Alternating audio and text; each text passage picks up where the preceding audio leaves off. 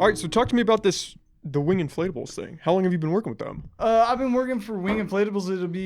I'll be hitting the 3-year mark on November 6th. Oh, wow, okay. So I got in there just right under the wire in 2017, so I could attend their Christmas party and get the cool hoodie and stuff like that. But it's super weird. I mean, Andrew's a really cool guy, the owner of Wing Inflatables. We also own Henshaw in England. Okay. Henshaw is like our England branch because they have different guidelines and stuff of what's approved for their chemicals and stuff like that, like methylethyl ketone and stuff like that, which is one of our main chemicals that we use in the bonding process. There's multiple different departments within Wing Inflatables, but we're the main spearhead of the companies that he all owns. He also owns, I think earlier this year, we just bought Mustang Survival. Okay. So they're really high end in the survival gear and such. Oh, wow. So like the survival vests, jackets, all that stuff, dry bags, backpacks, anything that has marine relation really. We have our own dry bags and stuff like that, but there's like the welding department, which actually makes the tube and then puts the tape over the seams of the tube. And they just make like the general tube ideal. Mm-hmm. And then they send it to finishing, which is my department, where we put on the handles, we put on the attachments to hold it to the hull, because the inflatable collar is a separate piece to the hull. Okay.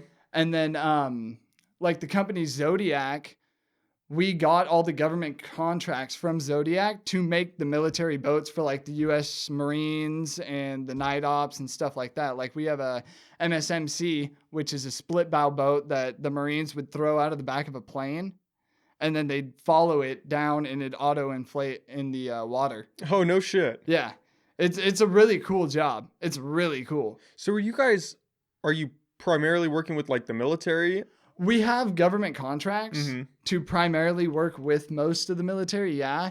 But another reason that we got all the military contracts is because we're based in America, and all of our products are solely American made. Mm-hmm. Like, because there's another company that makes the polyurethane fabric that we use in like Israel or something like that. And I think that's where other companies would get their fabric from. But we have an American company that we get our fabric from specifically. And America being America, wanting to support an American company, since we're all American made. Puts you guys at the top. Yeah. And we're the leading company in all of the inflatable solutions business at Wing Inflatable Solutions. I think it's just inflatablesolutions.com. Mm-hmm. And when Bill founded the company, he started with like river rafts and kayaks. And then we kind of transitioned to starting doing hybrids, and then getting military contracts and starting building boats, like with the fiberglass floors and all that stuff. Like we build the whole black boat. Our black boat line is like a whole black boat of 8 to 10 people, single peaked rafts that have a keel in the bottom and a fiberglass floor, and it's the whole thing other than the motor. Oh, wow. And then all the other ones are just inflatable collars and stuff, and then we have hybrids and all that stuff. But when he started, he was working out of a garage and making river rafts and kayaks. And then not only like maybe 2 years ago, we picked that back up and actually started working on river rafts and kayaks again. And we had these commemorative shirts made that says, we're back on the front. And then on the back, it shows some guys with a river raft, like an old logo, shows like a crew in a river raft. And it says on the back, if you don't have a wing, you don't have a prayer. Oh, wow. And there's a quote by Bill Wing. And they're really neat stuff. I remember when I first started, one of our current supervisors, Tim, he and I, he wasn't a supervisor at the time, but he showed me how to do an inside-outside patch when I was still training on a raft from 1996. Wow. Predated my birth. Wow. Which was really cool. So that was kind of one of the cool things. I just got to see one of the old Bill Wing built boats. You know what I mean? Mm-hmm. And we have boats coming in and out all the time. We're doing restorations, just making new ones. I just had to make a couple protectors. I'm in the middle of a build right now for a protector, which is one of the, it's like a yacht company boat. Okay. So like this yacht company, these guys are like, I got a fuck ton of money, eh? So how about you build me a boat? Just send it. From the ground up. Just build it. Just build it. I want it blue. Just make it blue. I want it blue. So I'm like, okay. Well, do you have the hole? Nah, you don't need the hole. I mean, it's a custom install, but you can just kind of put stuff on there. So there's been a lot of altercations with these builds of protectors because protectors are so specific. We have to put like a half attachment on there and then it has to glue to the hole. But if we don't have the actual boat on the trailer, the hole on the trailer in the shop, it makes it a lot more difficult because we don't want to place it in the wrong spot and then have it not line up and match up. Mm-hmm. But I'm just building the tube without the hole. So it's like I have to go talk to the engineers and be like, hey, are you sure this goes here? Are you sure you want it bonded this much? Are you sure you want it? So there's been a lot of altercations with that. And there's one or two guys that know how to do it, but all the measurements and stuff are in their head. All the measurements and placements for a lot of the stuff is in their head. It's not in the work order, not in the book they don't write it instructions. down. Yeah, well, they're writing it down now. Mm-hmm. But it's like they have a couple guys because a protector's a big thing. They're super nitpicky about their boats. When they build a protector, it super has to be like rocket science down to the T kind of a thing. Is a protector a type of boat? What is a protector? A protector is a brand. Okay. So we'll put the logo protector on the side. Mm-hmm. It's a protector boat. The type of boat is called a protector. Like it's the specific type of boat and it's also the brand of boats. I think it's a brand of boat that only makes one type of boat. So it's like a style and a brand. Yeah. Okay. Like how the Coast Guard has the cutter and then they have the boarding crafts and stuff like that. I think it's just like the protector is the protector. Okay. It's not like a Zodiac 130 or Zodiac 256T or something like that. It's just protector. That's all I've seen is the same one over and over in my 3 years of working there. Okay. And like, so we have like 3 or 4 guys that know how to build protectors specifically. And they just know this is how you build a protector. This needs to go here. The handles need to go here. You don't put these ones on here. The ERX, which is like our barcode, our specific serial number kind of thing, goes here and stuff like that. And then in the book, it tells me it goes in different places. But then the guy who knows how to build it comes over and he's like, hey, I think that's a little wrong. You got to move this out an inch. So, I mean, we're getting all the instructions down now. Mm-hmm. And all we can do is improve. Yeah. I mean, we always got to make altercations however they come. How long has it taken you guys to build a boat like that? Are the protectors, is that for the military or these private people that want these style boats? I think a protector is more of a private yacht company kind of a thing. So Okay. if you got like a so these are pretty yacht, big boats then you guys are cranking out. We vary in size. Like we'll do single person kayaks that are probably from that wall to here. Oh, wow. And like 20-inch fabric. And then you can have like, we do stuff for raft companies. We do stuff for Rossboro, Northwind, Metal Shark, all those guys, you know what I mean?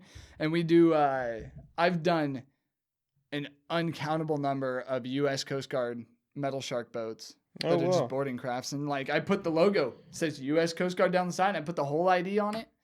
I've done most everything there. I've worked in the black boat line, which is like an assembly line. So you got like various sizes of boats, 5'2", 4'7", 5'8", 4'2", various different sizes for like fire departments and stuff and stuff like that. And I've worked the black boat line.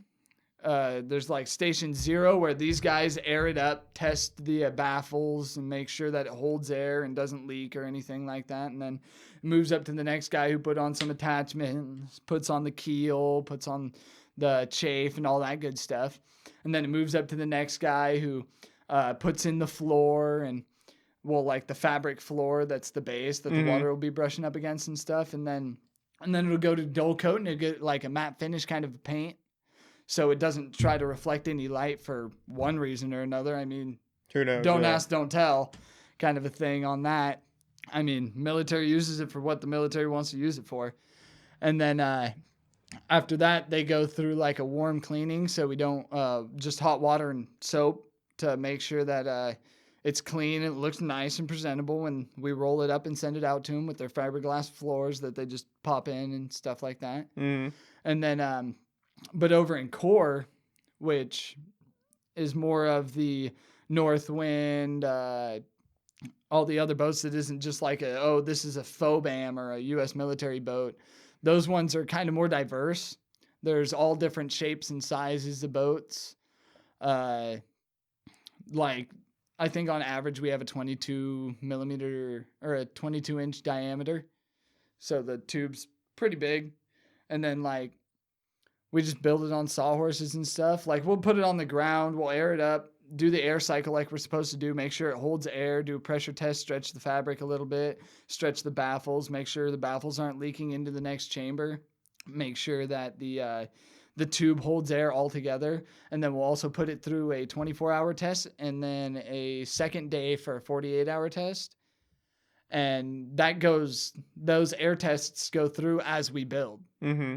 So we have one guy going around every so often checking the air with an air gauge and stuff like that. Once we get done with the baffle and the air test and it passes all that, then we start putting the attachments on. Like we have a Keter attachment, which is like the welders make all the attachments. So really it's a piece of fabric that's flat and then it's creased and it comes up for a web and it has a piece of Keter in here. We used to use rope. Now we use like a plastic composite Keter in there, and then it comes back down the other side and it comes back out. So it's kind of like a T shape. And we'll bond the two footprints. We'll glue those up and we'll glue the surface area on the tube. And we'll use a heat gun and we use hot air and glue that we mix in-house. We mix all our chemicals in-house as finished products, like our paint we mix, our glue we mix, our dull coat we mix all that in-house. Oh, wow. And so we'll mix our glue up. Well, a guy will mix the glue up. You go over, you fill up your tray, and then you coat your boat wherever it needs to be coated, however many layers they want, however many layers it needs. And then you'll use a heat gun, and you'll heat it up, and you'll bond your stuff down. You know what I mean? Mm-hmm. And you make sure you get your web down. And then we have QA guys, quality check guys, and be like, hey, can I get a QA check on my tape off? Make sure it's in the right spot. Make sure it's as long as it needs to be and stuff like that. And then they'll come through, check out all of our tape. They'll sign off on the book and say, you're good to go. So then you glue up all your stuff. And you lay out all your stuff and you glue it up on the tables and then you bond it down so it attaches to the hull. Because most of the time we use a Keter that slides into a track. Okay. All the boats on the outside have a track like this, in a sense. And so it's open here, but it's an enclosed here. And so the Keter will come out like this with the Keter here and the web here on the tube, and it'll slide into that track.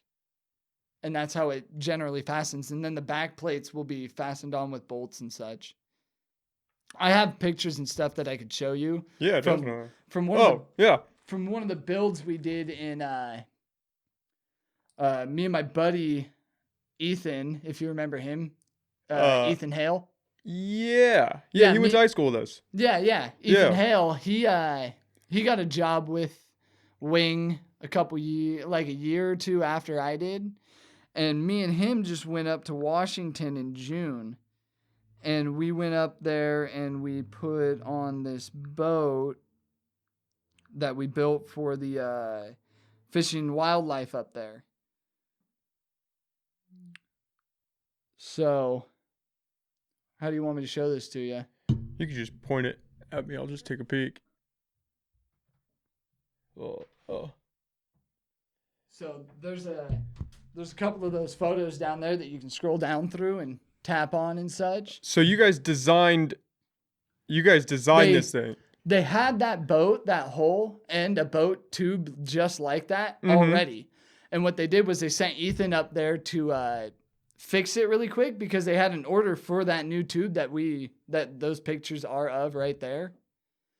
They sent us an order saying, hey, our boat's leaking. We need a new one.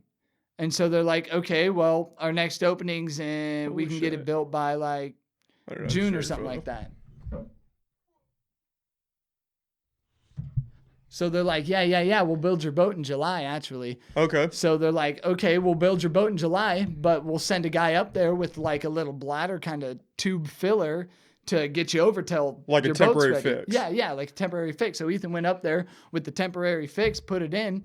Well, for all of our bladders, like our little air chamber bladders that'll go in some of the hybrids, which are the foam-filled half-tube whole boats, it's called Deerfield, and it's a really thin, just rubber.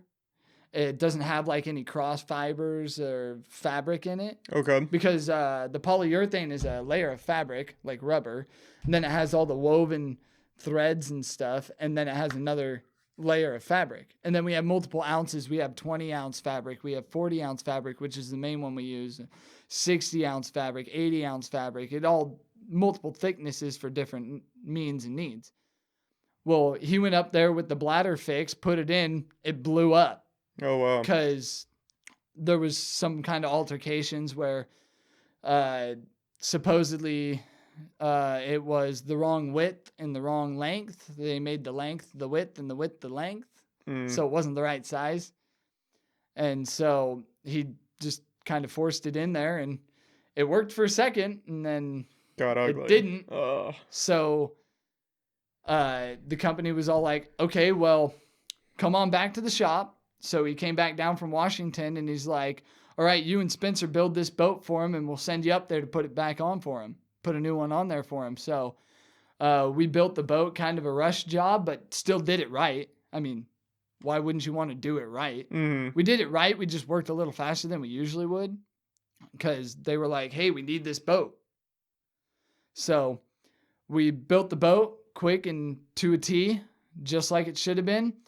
Then we went up there, and we had a guy with a forklift help us put it on because with the hull, it's like an elevation kind of a thing with the hull. So as we were sliding it on, we got one side on like 3/4 of the way, and then we had him come over to the other side, and we pulled the other one on like 1/4 or halfway, and then we noticed that we had the tube twisted. So one side came up, it twisted all the way around, and then went back down the other side, and we're like, oh, shit. Oh, well, let's take this off, untwist it, and put it back on, and then it went on super easy. And then just like you saw in the photos, how it was just attached to the side of the boat. And then around the back, there was a piece of fabric that came around the back, and then we took another aluminum plate, and we sandwiched the fabric between the boat's hull and the aluminum plate and bolted it in to make sure it's fastened on there so it doesn't start sliding off the bow or whatever for any reason. What's the timeline for building a boat like that? I mean, is this because it sounds like it's incredibly labor intensive trying to put all those pieces together? It's not super labor intensive because the pieces come like a D-ring to hold on a lifeline or a rope down the side of the boat. That's like maybe a 4 or 5 piece. So there's the ring you have, and then you have the tongue that holds onto the ring, and then you have a secondary tongue to reinforce that one. Okay. That holds it on to the oval shape that is a patch. And what will so it's a patch with a little slit in the middle, and then there's the piece that comes out and over, and it goes through the D-ring and comes back, and then there's another piece underneath that that's just another tongue on the D-ring. So it's multiple layers of fabric to make sure that when you glue it on there and put it on there, it won't separate. And the hot air welding is like 2 compression wheels and a hot air nozzle melting the polyurethane layers together. Okay. We also have radio frequency welding, which is like a small 2-person thing in a little booth no bigger than your little radio room here. And they use radio frequencies to disrupt the molecules and bond them together in the polyurethane rubber. That's insane. I didn't know that was a thing. Yeah. it's been told that they used to take some of the long light bulbs and stuff, and they'd turn on one of the radio frequency things and it'd glow. Oh, really? Yeah, but one guy like dropped one or something like that when it happened, so they don't really want to do that anymore. Yeah. so they kind of stopped doing that, but it's a really cool thing. And then all the people that work in the shop, like I do, it's such a diverse group of people, and everybody brings something different to the table, and there's no way that you're just going to be like, this is the way it has to be done. Oh, why isn't this working? Because I mean, you got 3 or 4 other guys that come up with ideas that do work, and it's just like there's a whole bunch of different colorful characters there. How many people are working? Cool too. How many people are working there? Ooh, wing is I don't know with how. I can't really put a number on it. We're almost always hiring. I mean, come down to Wing Inflatables, get an application. We start with good wages. We start above minimum wage. It's a good job. There's steady, consistent work. We have overtime available at all times. Sometimes we go into mandatory overtime. There's a small season of the year that we go into mandatory overtime because it's a $1 million company, man. And to make millions of dollars, you got to work. So, I mean, if you show up to work, better be ready to work because, I mean, there's a lot of work. There's a lot to get done for you to do. Yeah. And like, usually a timeline on the boats is about bonding all the parts and stuff for, say, a simple boat like Willard Marine, a 730, which is about, give it about 20 feet in length, but you got 2 sides of the boat. It has like a grommet strip on the bow because there's a bow cover that goes over the bow to protect the bow of the tube. So that'll be held on by a grommet strip and stuff, but you got to put the inboard attachment on. You got to put the bottom attachment on.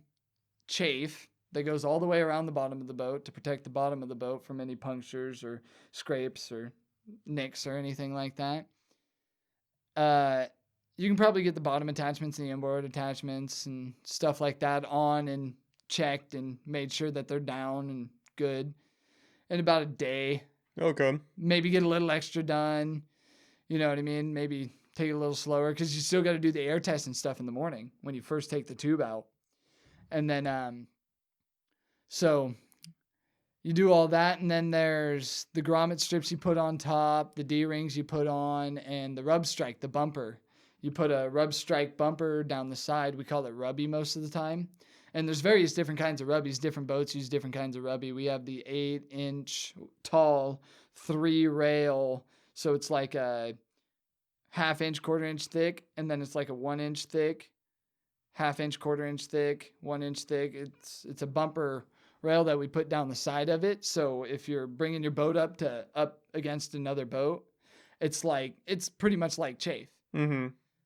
It's just to protect the side of the boat so you don't slide up against something too much and blow a hole in your boat. And then when we paint the boat, we paint it with a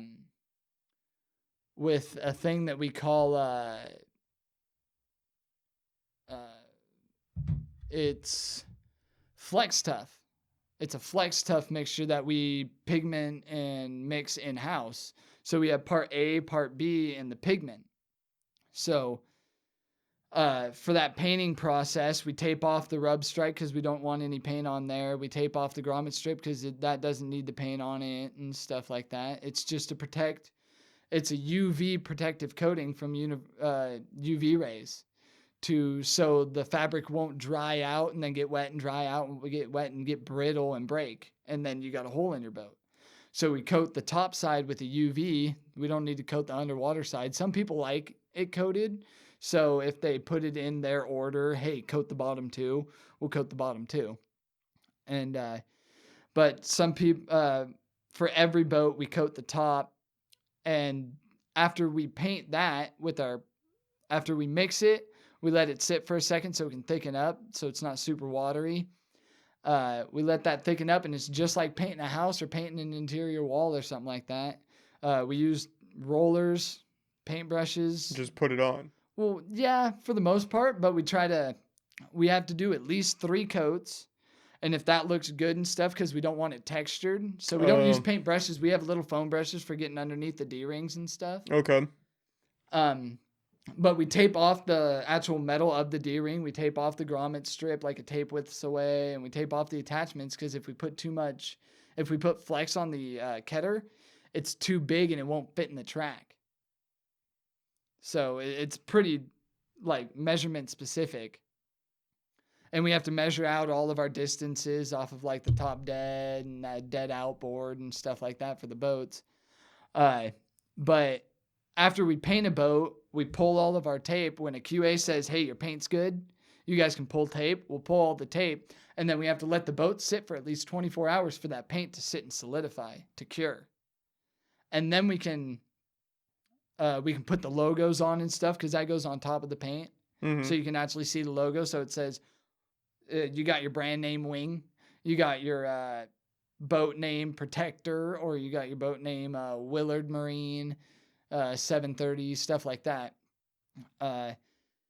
And we do the logos the same way we do a sticker stencil thing. So we have the sticker that says the word Protector on wax paper.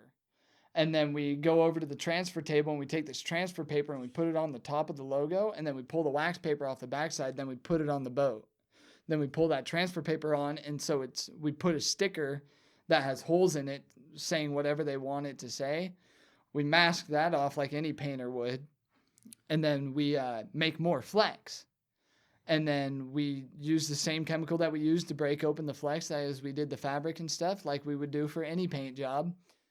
And then whichever color they want it, it might be a gray boat with black logos. It might be an orange boat with gray logos. It might be an orange boat with black logos. You know what I mean? Mm-hmm. So we'll wipe it down with our mech, and then we'll paint over it, and we'll do another 3 coats on top of that. And then the QA checks it, and he says, all right, looks good, looks good. You pull that off, and you got your logo saying Protector, or saying Willard Marine, or saying Wing. Are these boats pretty durable? Are they blowing holes? Durable. No. Okay. We have warranties on them and stuff, which rarely ever come through. But I mean, there was a raft from 1996 that I worked on in 2019. Yeah.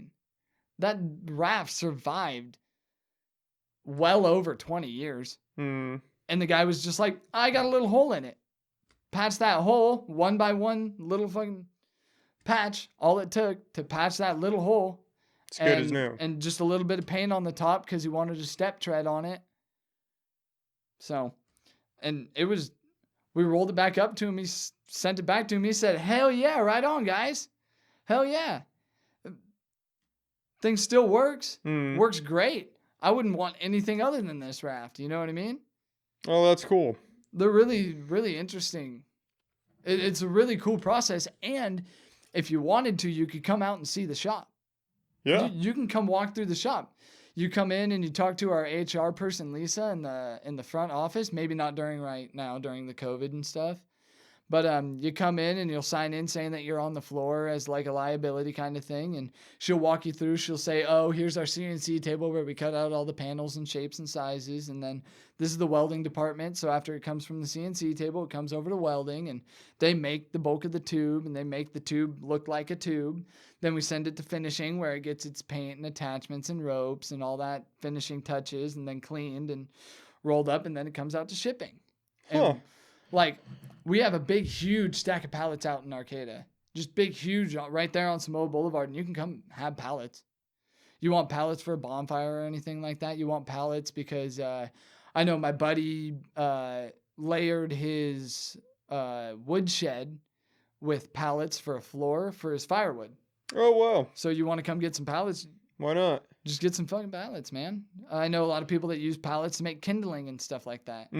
So I mean, we got a whole bunch of pallets that we don't use because all the rolls of fabric and the rolls of chemicals and stuff like that and the barrels of chemicals and stuff will come on pallets, but we don't use those pallets. So all of our pallets are made in-house.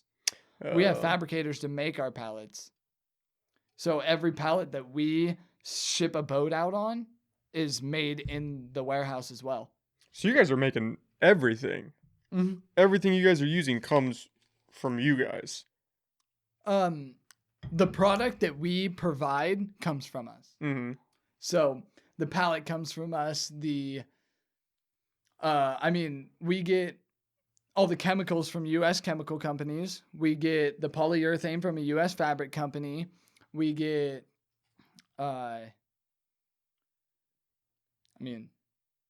our metal D-rings we get from a metal company here in America. It's all American made. Mm-hmm. We just kind of take all the pieces and put them together into a product that somebody can be like, hey, I want a boat.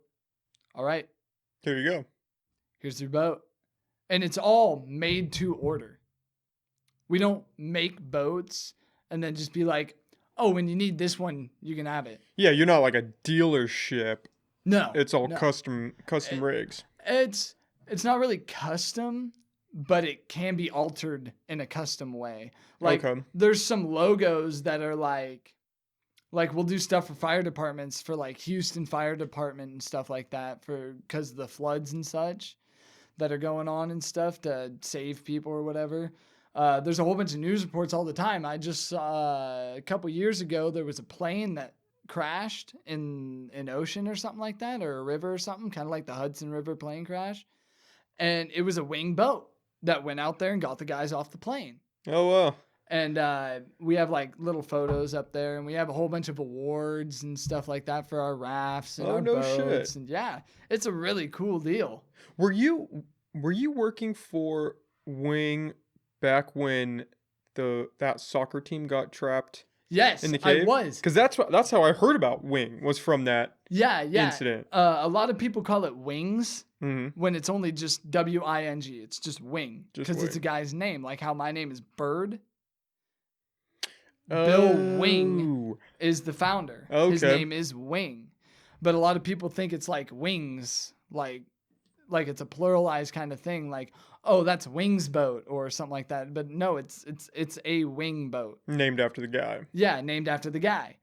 And when we heard about that soccer team, Elon Musk got his people, or he called up our sales department and was like, hey, you guys are leading the inflatable deal. You guys are leading the charge in the inflatable solutions business. What I want to help these kids out. What can I, Elon Musk, or what can I at Tesla do to help these kids out? I mean, might have been a publicity stunt. I don't know. But he said, what can you guys do? And we're like, well, let's see what we can do. And we made these little portable person like carriers. So the dive team could go down into the cave because they got trapped in there from water rising. The dive team would take the chamber down there. They'd put a kid in it or something, and then they'd bring him back out to the surface, make sure he had air and all that good stuff. I think we sent about 13 of them to the site, which they didn't end up using them. But what was really cool was my buddy Brian got to be one of the guys that tested it at the Arcata pool.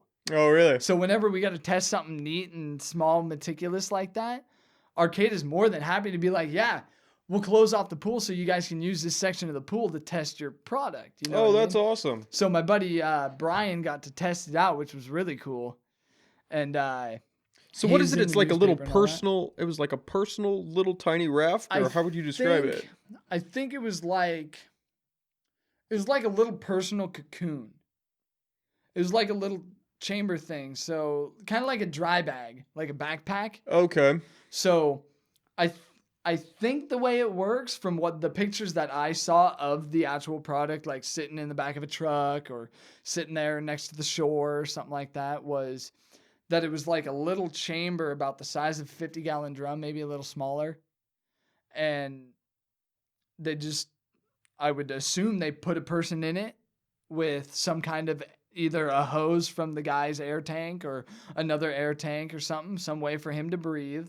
So he wouldn't have to hold his breath for however long it would take them to get him out. I mean, and it's just a little transportation thing to get them out. But How crazy is they that? never used any of them. But Yeah. they were there if they absolutely needed them. It was like the water was rising or something, and they had to get in there. Like another monsoon was coming, or something crazy was going down, right? And I they think the couldn't. story that I know is that the coach took them on a trip out to the beach or something like that, and they found a cave.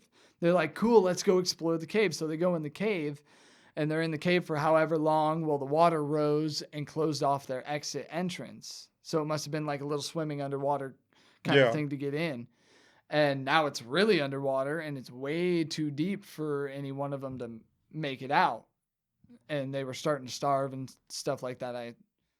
They were trapped for however long. I I mean, think it was like over a week, wasn't it? that's It was something that's pretty crazy, man. I mean, ridiculous like that. I'd be starving after 2 hours. Yeah. I mean, could you imagine? And I'm imagining they didn't have like a lantern or anything, obviously. So they're sitting in the dark in this cave. Who knows with what? Yeah. I mean, I haven't heard anything else about it since, other than they got Yeah. out. Yeah. They didn't use our product. They got out, but their product was there if they needed it. So I'm just glad we were able to help them out in any way we could. Yeah. Yeah. What a We crazy. built a lot of stuff for SpaceX too. Oh, do you really? Yeah, we don't have too much to do with SpaceX, but we've dealt with SpaceX. Like we built this big, huge, giant, like moon retrieval craft kind of thing that like just looks like an above water pool, but it's an inflatable tube kind of a thing. But otherwise, Huh. it's like an overground pool. For To like, it was ideally there to like catch the rocket boosters the coming back? return Oh, the return snap. capsule that the astronaut would be in. Oh, wow. Yeah. So So we're talking about a huge. I mean, I'm imagining that thing being huge then, right? way bigger than your studio. Yeah. Way bigger than your studio. We have a big open space in the middle of the finishing department. It's our biggest department, but we're in an old sawmill that the train used to come through and stuff during the logging days here. And there's these two big steel I-beams, and we had to build these two chambers and then deflate them, turn it so it's the deflated chambers that were up against the pillars, inflate those and finish building it. Because it's so damn It's big. so huge. It's Wow. just massive. It took up 6 different bays. We could be building 6 different boats comfortably in the space that it took to build that one craft. Wow. Massive. Wow. And so the idea would have been you'd float that out on top of the ocean and it would land on that. Yeah, Okay. ideally. Yeah. That's what we were hoping would happen. I mean, we're just trying to help out in any way we can. Yeah. You know, I mean, trying to make the world a better place. That's easier insane. and safer for everybody. You guys are really diversified then. I mean, you guys are building all sorts of shit out there. We're leading the charge for inflatable solutions. And what was really cool was a year or two ago, Andrew's like, all of the veteran workers here on the floor and the veteran workers that have been working here for over 10 years, since we're starting our raft line back up, I'm naming the rafts after you guys. So Jimbo, who's been working there for 14, 15 years, he has kayaks named after him. So you can call him up and be like, hey, I'd like to order a Jimbo. Or you got like the Surge, which is like an 18-foot boat, river raft. You got the Nichols, you got the Runyon, you got the Sproul. Oh, that's cool. You got the KO, which is like a cat tube kind of thing. I mean, it's super cool. And sometimes we'll build show boats. So Andrew, our owner, who's also the head sales department guy, he doesn't just sit up there and he's like, I'm the owner. You know what I mean? He's actually involved in the company as he goes out and he makes sales.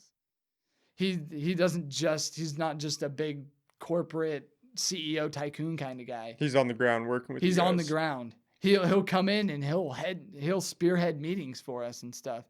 He's always there at the Christmas party. That's a hell of a fun time. But Yeah, I mean, we have Christmas parties. We do profit share every quarter, so we get a little extra kickback for that as like an appreciation kind of a thing. I mean, it's a super cool place, and all the people are super cool and super grounded and right-minded kind of individuals. And we always got new people coming in and leaving for whatever reason they decide, if they quit or if they have to go, if they Life just just gets in the way. yeah. I mean, and Andrew gave us the owner has given us, he's very lenient when it comes to, oh, you have a family, and with this COVID going on, I mean, everybody wear your mask and make sure you socially distance and stuff like that. And but he's like, I mean, you got kids, and if you got kids that are going into kindergarten or first and second grade, they don't really know how to Zoom. I mean, somebody's got to be there. So uh, somebody might miss this day so their wife can go to work, and then vice versa. And you know what I mean? But I mean, everybody's got to work, and everybody's picking up the slack that there is for people that either go out because of COVID, or they can't come to work because somebody has COVID, or they need to go get tested or whatever and stuff like that. I mean, it's a wild world we live in with the COVID and all the restrictions Yeah, and who the stuff hell we have knows now. what direction everything's going, you know? Yeah. But that's cool that he does that. I mean, that's the way you should run a He's very business. lenient. Wing is very family oriented. It is a very good family company. All the employees are they work all together. We all click. And if you got something that you need to talk about, like when my windshield was cracked, I almost took out my 401k that I started with them. And Lisa was like, "Whoa, hold on. If you need help with your windshield, we'll help you out. I mean, we can go through everything. And if you need that little extra cash, we can take your 401k out and we'll just start it up from zero again. And I mean, whatever we can do to help, just let us know." I mean, I make enough to be able to save the money up and get my windshield out and get it fixed up and stuff. And it wasn't as bad as we thought it was. But I mean, they were there to help me. Mm, They'd help you in any way you can. You know what I that's mean? cool. Because if I don't have a windshield, I don't have a car, I can't make it to work. And so, I mean, Then everybody's screwed. well, then it's just butterfly effect, really. Yeah. From that, I Yeah. mean, just goes on and on and on and on and gets worse and worse and worse. But yeah, they're very, how can we help? Tell us what we can do to help. I mean, you got any ideas to how we can make this better? You got any ideas how to better this and stuff like that? I mean, it's super cool. How did you get started with them? Did you just kind of fall I into it? I know people that work there. Oh, okay. So like So word of mouth kind of got around. yeah, when I got hired, they did a short hiring period where they were looking for a guy, maybe two, for fabrication. And uh, they told me that, okay, so the job that you applied for, the job that we're looking for right now is a fabrication job. Are you aware of that? And I said, I'm looking for any job here with wing inflatables. And they're like, all right, well, the job we have available is in fabrication. It starts at however much it starts at, and it'll be an 8 o'clock to 4 o'clock job and stuff like that. And I was like, all right. And I did my interview and all that stuff, and it turned out well. And then I knew my uncle started a year prior to me in welding. I knew one of my best friend at the time, her dad worked as a quality check in the welding department. I knew I knew another guy that was in the general QA for Core. He's a family friend of mine. And then I knew another family friend of mine that was kind of like the jack of all trades and the trainer guy. Like a year or two after I started, he became the main trainer guy, and he's kind of like the jack of all trades. He can go into welding and do some welding. He can go into finishing, do some finishing. He can QA check if they need an extra QA because they're out for one reason or another. I ended up that I knew a lot of people around there. I knew the guy that was leading the fabrication department and stuff like that. So when I got hired with this guy named Justin. And Justin went into fabrication and I went into finishing. So I feel like I got hired because because I was the second best and I knew so many people that said, he's a good kid. You should hire him. He works hard. He's a hard worker. He's a good kid. Like you guys it's not a good idea to pass him up. And I think Justin was just the best man for the job. Mm-hmm. So they hired Justin. I don't know if he had any personal ties with people like I did, but Justin got hired and got put in the fabrication position. And then they're like, we can always use more people in finishing. So they put me in finishing and I trained and just got the hang of things. And it's a really interesting job. And I love the work. I love the job. I can't really say anything bad about it. Yeah, it sounds like it'd be a hell of a lot of fun just building crazy boats, you know what I mean? Yeah, I mean, dude, come check out the shop sometime. I definitely will have to. Once COVID gets settled down, I'll definitely check that out. You can come in and like you can come in on like my lunch break and I could show you around if you wanted me to. Yeah. I mean, you could come in after work and I could show you around or whatever. I mean, the finishing and welding, like the main manual labor crew comes in at 6 and we get off at 2:30, which is really cool because when you get off at 2:30, I don't know, you drive all the way across Eureka. You go from Arcata Samoa Boulevard all the way across to the south side of Eureka, just outside the city limits. That takes about half an hour. So it's 3 o'clock. You're at home. You need to go pay your cell phone bill. You can still make it down to the cell phone place. You need to go by and pay the water company or the PG&E, places that close at 5. You can still make it there. You got half a day still. Yeah, you still got half a day. But I mean, you get up at 5 o'clock in the morning, put your fucking pants on, you get out of your house at 5:30, you get there at 5:50, you clock in for your 6 o'clock shift. 2 hours later, you get a 15-minute break when you only have to have a 10. They give you a 15. So you can make it down to Murphy's Market and get something to eat. You can go to the gas station up the street. You can go up to Wild Berries. You can go to Natural Foods or whatever, and you can go get some breakfast or something like that. Then 2 hours later after that, you go back, you clock out for half an hour. You eat your food, you watch Netflix or whatever you want to do during your break. You go outside, you smoke and however you do, whatever your vices are. I mean, to each their own. And then you come back, and then 2 hours later, you get another break, and 2 hours later, you get off. That's all sure up. Yep. And then a lot of the time, they give you, they're open on Saturdays. So you can go get some extra overtime hours on Saturdays, or you can stay a little later after work. But I mean, when you're bonding something, say you're bonding chafe, just a piece of fabric on top of a piece of fabric, you get halfway through that, and the go home bell rings and you're like, well, I'm going to go home. You can't just leave half a piece bonded. Yeah, you have to because finish. When you glue something up, the glue's only good for so long.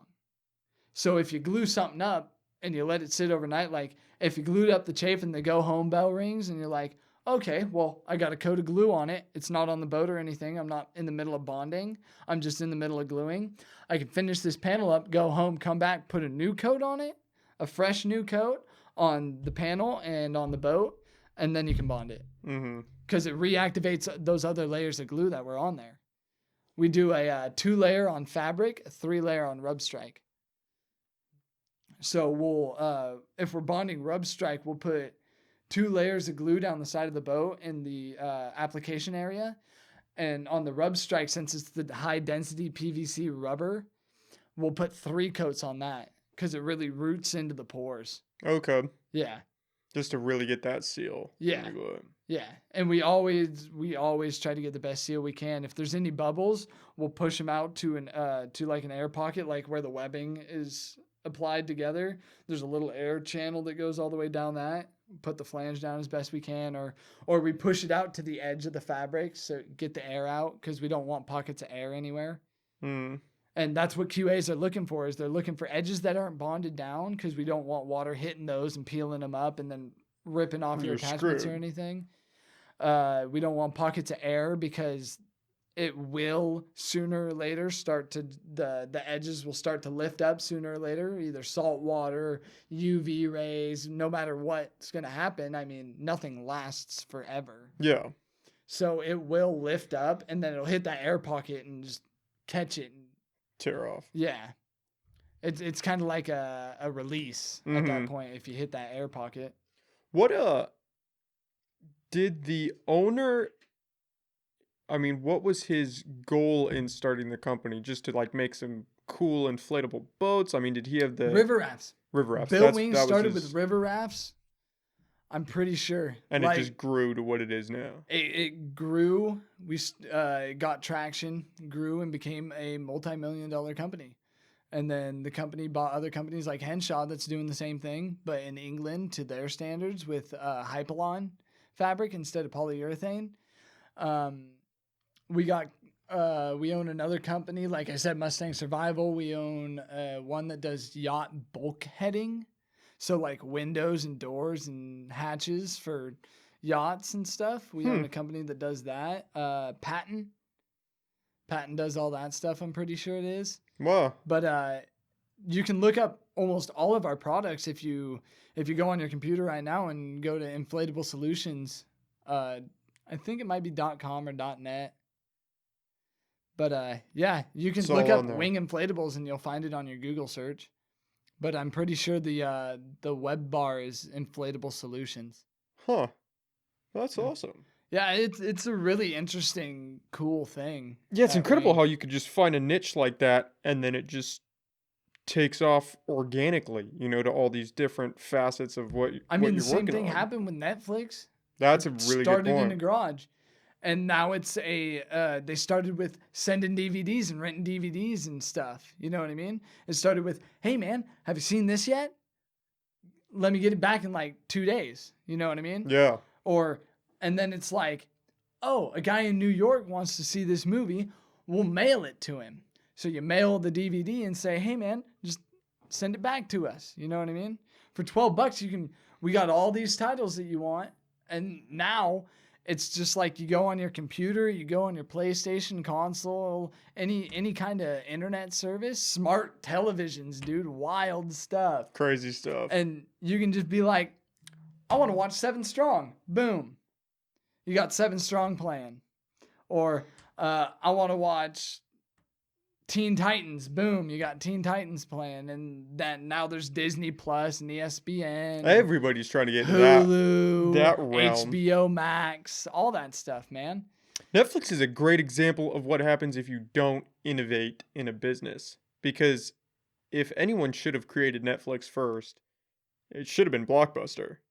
Oh, hands down. Yeah. But you just don't. You get too comfortable with your business model. You're not pushing the boundaries. If you don't push the boundaries and advance and come up with something new, like behind. Elon Musk does every 2 seconds of his life. That guy is moving. That guy has the most traction anybody could ever see, dude. I wonder how long can you sustain that though? Because it's one guy. It's Elon Musk just running 24/7. How many ideas do you have in your head, man?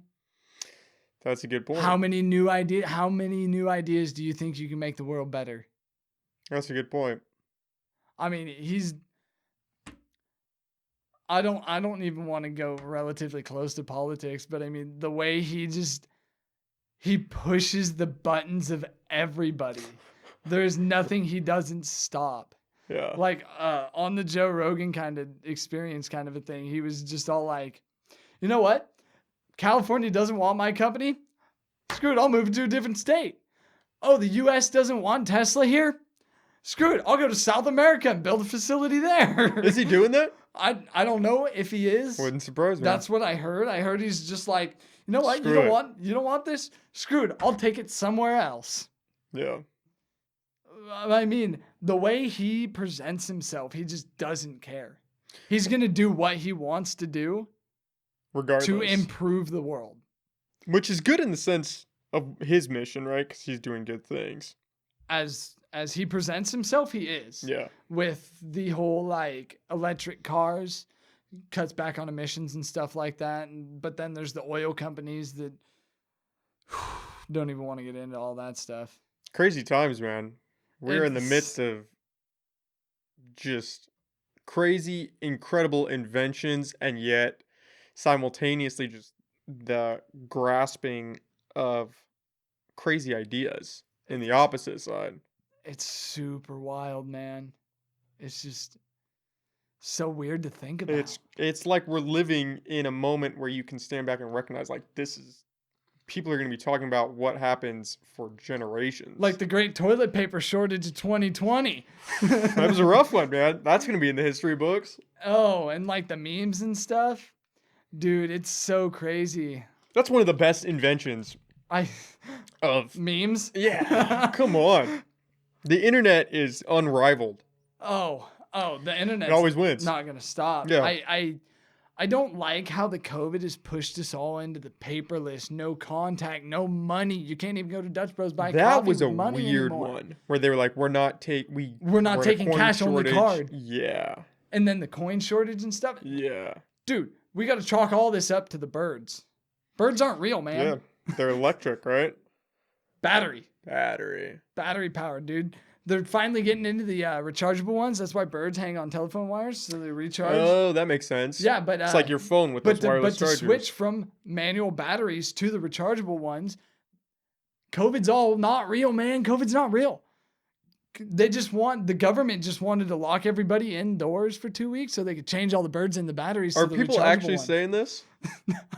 I have no I idea. bet somebody I'm is. just making this shit up as I go, dude. I just make Well, it the up 'cause bird it's funny argument's as fuck. real. If you browse I Reddit, know. man, you're gonna hit that one. I know the quick. bird argument's real, but when I first heard that, I was working and Ethan's like, "Birds aren't real, man." I was like, What are you "That talking is about? the best conspiracy I have ever heard in my life." That's a good one. I'm riding that hard. I'm riding that line hard, dude. I mean, who thinks of that? And then it just went off on like, the government wants to lock us away for 2 weeks so they can change all the batteries in the birds and stuff like that. That's what happens when you give people too much free time. Oh, too much power. Yeah. They just Trolls, dude. Trolls are making it yeah. up. Yeah. And it's all along the lines of the conspiracy stuff, like, oh, jet fuel can't burn steel beams and stuff like that. You know what I mean? Chemtrails. Yeah. Chemtrails was, I don't know if that one's still around, but that was big for Chemtrails, a Bush did while. 9/11. I mean, to each their own. If you want to believe that Bush did 9/11, hey, by all means. More power I'm not to you. trying to rival you. But, I mean, I just like to look at how ridiculous some of it can be. But, I mean, it might be true. That's the crazy part. Is some of it That might be true. like you get to Epstein. I don't want to get this podcast kicked off the air or anything. Oh man, we're going deep. You ever heard of Fall Cabal? No, is that a person? No. Fall Cabal is this documentary. It's a documentary that you got to go deep. You got to go deep in the internet to find Fall Cabal. It's not like on Netflix or. Oh no. Fall Cabal. Fall Cabal. I listened to a podcast called The Glorious House of Gains. Plug. Glorious House of Gains podcast by Fitness Robert podcast? Frank. Kinda. Okay. Robert Frank is the guy that does the car rage videos. You ever seen those? It's like 5 o'clock in the morning and he takes a bandana and he wears it down on his face like this and he just yells into his phone No, I at haven't seen 5 that. o'clock in the morning and he's just like, he talks about like the first one that really took off was Pokemon Go. He did one about Pokemon Go and he titled it Pokemon Go Fuck Yourself. Oh And no, he's I like, haven't seen that. "Oh, you're all going around trying to catch Pokemon and shit like that." And they're like, why don't you go to the Glorious House of Gains and take the 130s for a ride on the incline? And he's just this big, massive, juiced up, just super Laying bodybuilder in. guy. But his whole shtick is it's an upper body business. All he does is upper body. He does no lower body workouts. His Yikes. workout regimen, I love it, dude. I just love it. I mostly follow it because I don't care about legs. My legs will work out when they support the weight of my T-top. So Oh, it's man. just like his workout regimen is Monday through Thursday is International Chest Day. Jesus. On Friday and Saturday, you do the bicep tricep supersets, the Guido pump. And then after going out on a Saturday night with the boys, you go in on Sunday with your hangover and you do shoulders and back. And you got to work your delts because you got to have delts the size of bowling balls that make the panties melt. Oh God. And he has a whole bunch of different like just rhyme mottos like that. Just going in. And I hope we didn't step over any copyright kind of things right there, but They it's were just fun. so great. I'll have to check that out. It's so funny, dude. And he's a social network or a social media influencer for sure. And like he's sponsored by Steel. Steel companies, Steel Supplements is one of the companies. Oh, that's a supplement company? Yeah, Steel is a supplement company. They make this, they have a deal with Blender Bottle to make the stainless steel insulated water bottle. I have one of those. Yeah. Yeah. I didn't know And, that was, it's not. Well, Steel isn't the only place that did this. Okay. I mean, Blender Bottle has their brand of the Steel. Yeah, I have a too. blender bottle one. But, Are they yeah. pretty good supplements? Dude. Jason Huge, the founder of Steel, took it all down to a science. It's the motto on the containers is like foraged in steel backed by science or something like that. It's a pretty good And the slogan. brand is Steel Supplements. And dude, those fuckers, instead of like the term of knocking your dick in the dirt, it'll throw your ass into this fucking stratosphere. Because like they have 3 different types of pre-workout. They have all different kinds, BCAAs and Veg Pros and Vegan Pros and Y Pros and vitamins now. They have vitamins. They even got fucking dick pills, dude. Like Viagra? Yeah. And it's herbal. It's an herbal Viagra. Huh. Yeah. But the best part is like they have their pre-workout, the super like if pre-workout affects you a lot, start with this pre stuff. It's called pre. P-R-E. That's all it's called. Pre. Then they have the one that's a step up from that, which is called the Charged AF. Literally Charged AF, which is double the energy booster and the vascularity booster of the pre. And then they have the Amped. The Amped has a warning label on the lid. Like all the directions say, start with a half scoop to assess your tolerance. The Amped is extra energy, a little less of a pump, where the Charged is less of the energy and a little more of the pump. Mm-hmm. The Amped says, stop, warning, use a quarter scoop to assess your tolerance. Because you'll get wired off this What stuff, are they dude. just increasing like the caffeine and creatine or what? It Probably have might to be look like, look at the back. oh, dude, it's so crazy. It's like pretty. It's not steroids. I was gonna say, And are they it's- like clean quality? It's like some stuff you'll have to go into it farther with like a representative or something like that. Mhm. Some stuff won't make you pass certain stuff. Like if you ate a bowl full of poppy seeds, you're not going to pass a drug test. Well, yeah, C4 you can piss a dirty drug test. Yeah, exactly. Like, And this pre-workout, some of the stuff you'll piss dirty. But I mean, my buddy's taken it to his doctor and been like, hey, can I use this? And she looked at it and she looked at all the ingredients. It's like, you're just getting, yeah, this is all fine. This is great for you. Actually, I like encourage this because you're just getting railed off vitamins. You know what I mean? You're getting hopped up and good and cool off vitamins and stuff. Can I take my hoodie off really quick? yeah. Huh. I'll have to check that. I'm always looking for, just keeping my eye on the horizon of supplements because everything's constantly changing. You know what I mean? Yeah, the best supplements I have ever found is Steel Supplements. Do you take like a multivitamin or? Well, wait, time out. I want to go back to this fall cabal thing because I'm still trying to process what that is before we get. Because we can talk about supplements and shit all day. So Robert Frank brought it up because he would watch. What happened was like FouseyTube on YouTube and all the other I people don't know that what are. that is. FouseyTube is a I think he's like a video game commentator, Okay. maybe. Okay. He's either a video game commentator, he's a YouTube vlog kind of guy. Okay.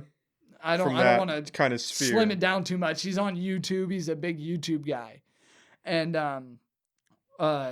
another guy like that was this guy that he would watch. I don't know the guy's name, but he would do Walking Dead commentaries and talk about the Walking Dead and what's going on in the Walking Dead's realm and era and stuff. And the guy started doing a little bit of political stuff, or not political, but like conspiracy stuff. Mm-hmm. And YouTube literally annihilated him. Just totally deleted his page, deleted all of his videos, deleted his YouTube account. Well, they're notorious for silencing opposing views. And they're silent because either their algorithm or there's a person behind it doing something. Yeah, who knows? I right? mean, Robert Frank is all about the YouTube hates me. I mean, it takes me 5 years to get the blue check on Instagram. Like, their algorithm is targeting me. I'm what is it called? When like shadow banned. Shadow banned, yep. I'm shadow banned, so only 12% of my following can actually get to you. Yeah, can actually see your content and stuff. So, but then Robert Frank takes all of his buddies, like there's Robert Frank, there's Joey NPC or Bags or whatever, which is like his manager kind of guy. Shout out. This is going to be a whole shout out reel. There's Jack Man with the permanent tan, Ray Vegas. Jack Man with the permanent tan. Yeah, Jack Man with the permanent tan. There's Vinny Bag of Chips, which is Joey Bag of Donuts' brother. Jesus, who's coming up with these names? Rob, dude. Robert Damn. Frank. It's because Robert Frank is like his middle name, and then 615 is his birthday. So because he doesn't want his actual information out there, you know. Mm. But there's actually a video on YouTube that you can see about Robert Frank and his whole like before they were famous kind of thing, and his whole transformation and stuff to being just this big jack tan juicy guy. And but he would watch that commentator or the Walking Dead guy, and when he started doing conspiracy stuff, his stuff got all deleted. But not until after Rob saw him say Fall Cabal and talk about a little bit about Fall Cabal. And Fall Cabal is just this big conspiracy thing and how they're all linked. You ever seen the play Into the Woods? By the Grimm brothers. It sounds familiar, but I don't think Great so. theatrical play. Johnny Depp starred as the wolf not in like 2012. They made it into a movie. Oh, maybe and Johnny I've Depp seen played the a wolf. movie. Remember hearing about Johnny Depp getting a small part in a movie, and it was just like he gets killed off. Mm-hmm. And it's like, Maybe whoa, I saw really, the Johnny movie. Depp of all people? Yeah, Into the Woods is literally, it takes, the Grimm brothers take all the fairy tales that they wrote. So Cinderella, Rapunzel, Snow White, all those fairy tales, and they're all connected by the baker and the baker's wife. So you got Little Red Riding Hood, you got Cinderella, you got the baker and his story, and it's all focused mostly around the baker. And then you got the witch that is Rapunzel's mom and stuff like that. And it's it just adding the baker and having him dip his toes and trying to get one of everything from every fairy tale, because he has to get like hair that is as gold as corn or as pure as gold, and he has to get a cow that's as white as milk. He has to get a hood that's as red as blood, and so he has to get Little Red Riding Hood. He has to get Cinderella's hair, or Rapunzel's hair. He has to get Cinderella's glass slipper. He has to get Jack and the Beanstalk's cow and stuff like that. You know what I mean? And it just ties them all together. And that's pretty much what Fall Cabal does with all of the fairy tales. So Fall Cabal is just that it's all connected. It's pretty much connecting everything from the Kennedy assassination up through the coronavirus. It might go Oh, into the what? coronavirus. I'm not sure, but it's deep dark web shit. Super So it's super heavy conspiracy so it's shit. saying that all those. So it's not related to the Disney stuff. It's just saying that like No, how no, it's that's not related connected. to this Disney stuff, but in the way that The uh baker is connected to all these things. They're saying that fall everything yeah, else is the way connected. that the baker's connected to all these fairy tales and has something to do that alters their story. Mm-hmm. Fall Cabal shows you on how all of these other conspiracies are connected and what they mean to the others. It's a super weird thing. Huh. It's wild. And it's a documentary Yeah, kind of going over that. yeah. I haven't Did had you watch it? I haven't had the time to look Oh and find it and watch it, but I'm going on a heavy protected computer to find that, dude.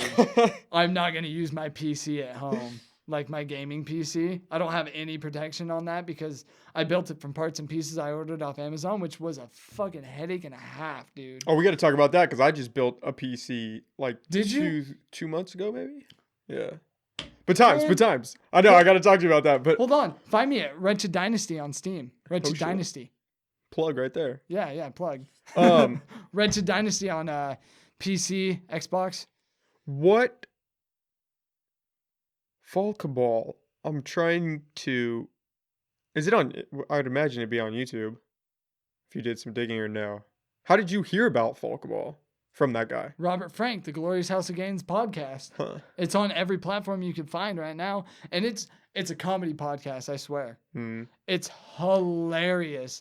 And just 2 weeks ago, they usually have 3 or 4 people and doing their round table of testosterone, which is actually that a what they call square it? because they have a leaf in the middle of the table. Oh man. Which it's still a square if they have a leaf or not in it. Like Robert Frank's intro is like, hey, this is Robert Frank sitting at the round table of testosterone. To my right, we have the butcher, the baker, the donut maker, Joey NPC. Sorry about that, guys. Joey, Jimmy, and Vinny. I'm sorry. But they're like, to his right, we got the man who steers the ship, Pody, and he's like on the computer. He doesn't have a mic all the time, but they have like different little segments. And then to his right, we have the Jack man with the permanent tan, Ray Vegas, which he is the best, and he is probably the most active person. Like you can hit him Those up on names Instagram. are the best. You can hit him up on Instagram, and he'll actually text back to you. He replies to everybody. I just hit him up the other day about his merch drop that he just had. Another plug, Gold Fang apparel, Gold Fang, and which is actually really cool. But I hit him up about that, and then like sometimes he'll have his wife on there. Not Ray, but well, might be Ray's wife. I don't know, man. Ray and Rob have been friends since they were kids, dude. So it might be his wife.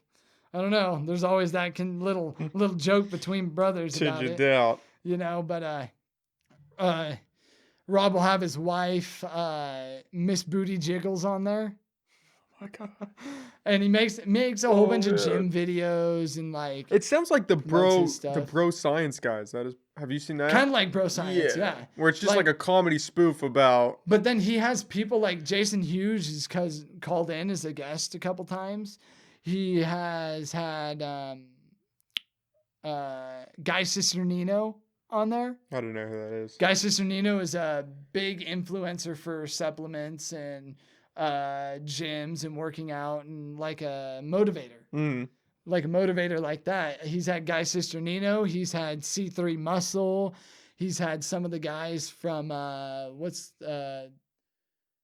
not Jersey Shore, Shoreline Mafia, I think it is. No, not Shoreline Mafia. That's a rap group. It's some guys that talk. One of their things is when you mess up, it's called a Floridian slip or something, which it's just other guys like that. And he's had Crowbar from WWE come on, or WNC or whatever the not WWE, but the one underneath that or something. He's Yeah, a I have no idea professional about rapper that. either Yeah. way. He's a professional rapper, or not rapper, but a wrestler. He's a Okay. professional wrestler. He's had wrestlers come on, and he's been on wrestling podcasts and multiple other podcasts and stuff like that. He's a really interesting dude, Hmm. and he's not just always like. It started with him yelling at his phone in a car about pop culture, about different pop culture topics and stuff, Just took off. and it just he got some traction, and it just I don't even know why they call it sky's the limit when there's footprints on the moon. You know what I mean? I True. don't even know why people say True. that. And that's just a quote from a stand-up comedian, which that's a whole nother thing we could get into. What, stand-up comedy? Oh, dude, so many guys are just so funny. Oh God, yeah. Oh, Now, comedy. well, Bert Kreischer and all of his prior buddies. to COVID, hilarious. comedy was really pushing the boundaries on a lot of topics. I mean, you could Daniel go. Tosh is unstoppable. This is the final season of Tosh.0, isn't it? I don't think they continued it. I haven't seen Tosh.0, dude. I've been watching Netflix for the past 5 years, nothing else. Mm. I haven't been on cable ever since. Yeah, I don't watch much TV either, unless if it's not online or on Netflix, or you're just not watching it It anymore. just doesn't come across, man. I don't know what comedy's gonna look like though after this. I And mean, with this, the woke mob, if it went away, it's definitely back with a freaking vengeance to wash away the sins of everything. it's a wild, wild world, man. Just like that book that we had to read in high school. It's a Brave New World. I don't know if I read that You book. never read Brave I New don't know if World? I read that. How about George Orwell's 1984? No.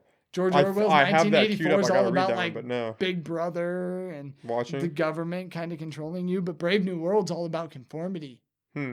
Brave New World's all about like Where that's people where aren't we are born- now Well, is conformity. Well, people aren't born and they're conditioned.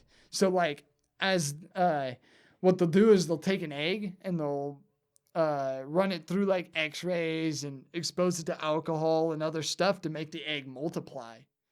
And then when it multiplies, the more it multiplies, the lower in grade it becomes.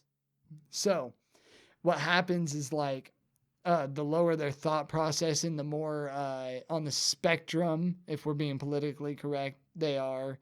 I don't want to say the Spectrum, R like word or anything. gender? Because, well, no, like on the spectrum of like mental capacity. Oh, okay. So like the more that they're duplicated, the lower their mental capacity is. Mm-hmm. So like epsilons are only bred to be elevator operators. That's all they do. Epsilons only operate elevators. And then I can't remember what the D one is. It's not deltas, but it's like something. They do a little. They have a little more responsibility and something like abilities predetermined and stuff. positions in life. Yeah, and like then you're being bred and for then a like role. the betas and the alphas. The alphas are like the top. They're the fucking peak. The Ivy School League and the top of the top. And they're not like duplicated and bred, you know what I mean? Mm-hmm. But there's nobody is born naturally anymore.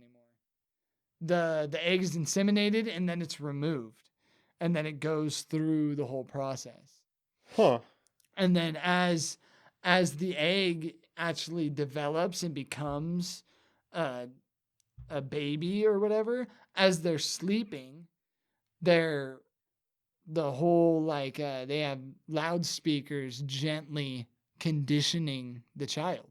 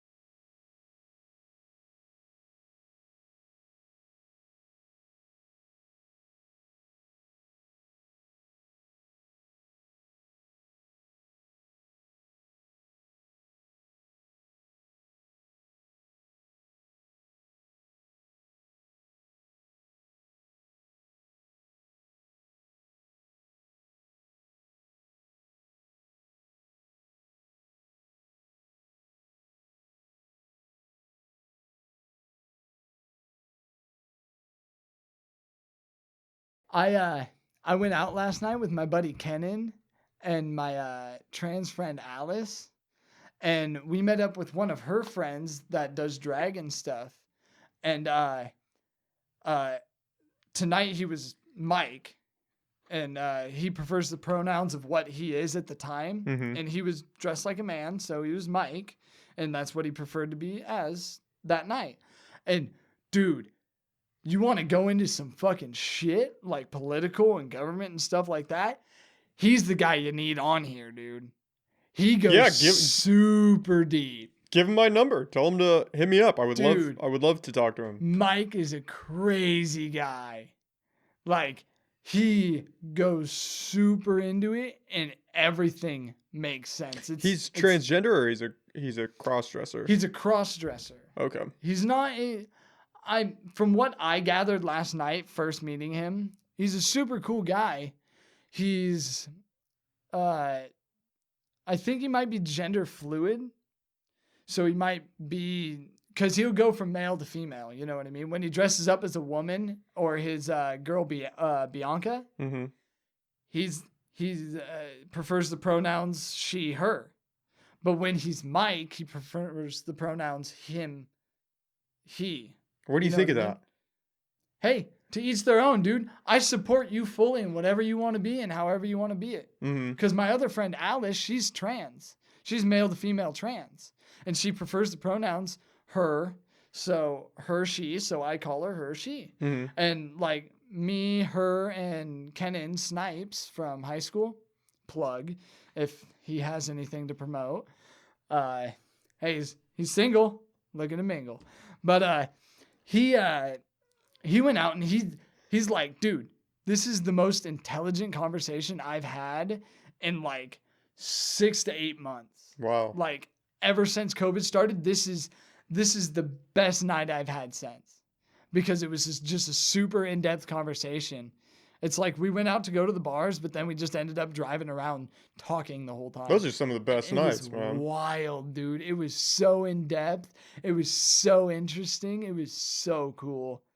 It was really fascinating. And like I've seen an episode or two of the Joe Rogan Experience, and the way that he talks to his guests and stuff, it was like being at a Joe Rogan Experience. But instead of being the guy conversating, it was Kenan in the passenger seat and Mike behind me. And I'm just sitting there like, holy shit. whoa, dude. This is just mind-blowing. Mm-hmm. It was amazing. It was so cool. It was just so interesting. I think people want to have real, authentic conversations. I think we're tired of this cookie cutter bullshit that is, oh, you can't say this because that goes against everything I believe, so we can't even talk. Yeah. I'm not Like, going to hear you out. We're just I'm not not going going to to hear your talk. side of the story. Yeah. Why do I need to hear your side? I already got one side of the story. Yeah, I've already made up my mind. I don't even need you to speak right now. Or like if there's people, there's common spats with everybody.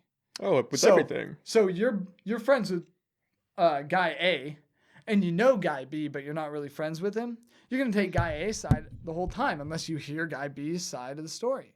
Yeah. You know what I mean? But you're not gonna do that because you're just like, all right, I'm with you. You and me, we're buddies. Fuck that guy. Yeah.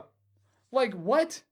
How are you gonna have any kind of genuine and honest opinion On anything. if you don't get as much information as you can? That's as simple as that. It's just what the world has become nowadays, dude. It's wild how easily and opinionated people can just jump to conclusions and just take everything. Nobody takes anything for a grain of salt anymore. Well, I think it's because we've become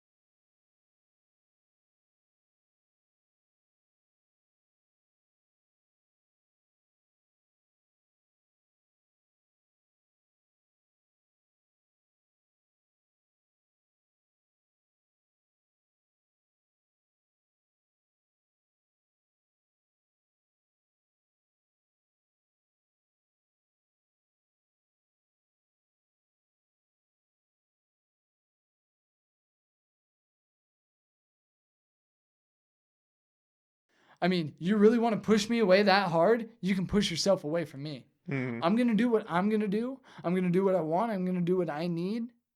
And if you don't want to be around for that, see you later. I've had friends cut ties with me because they thought I was immature and I was just drama when I wasn't at all. I did nothing but help that guy out. I've had friends like get girlfriends and then they're just like, oh, well, we're going to move to Washington. It's like, hey, man, I know you're going to a place where she has a whole bunch of friends there. You don't know anybody there. You want a guy to go with you and you want your buddy to be there with you? Hey, man, I'll fucking pack up and I'll be right behind you. But I don't have to. You know what I mean? Mhm. But instead, just dropped me, took off, then told one of our mutual friends, he said shit like, you know what? I don't think I'm going to be friends with Spencer anymore. It's just like, he's just drama. I'm just not going to be friends with him anymore. The worst part is a year prior to that, like maybe 2 years prior to that, me and him were helping some of his buddies host a party, and he got fucked up or whatever. So we went out for a walk, and he was drinking water, and I was DDing, I was sober driver kind of a thing, and we just had heartfelt conversation and shit, dude. And what it really boiled down to was he was like, "You're my best friend, and you will be the best man at my wedding."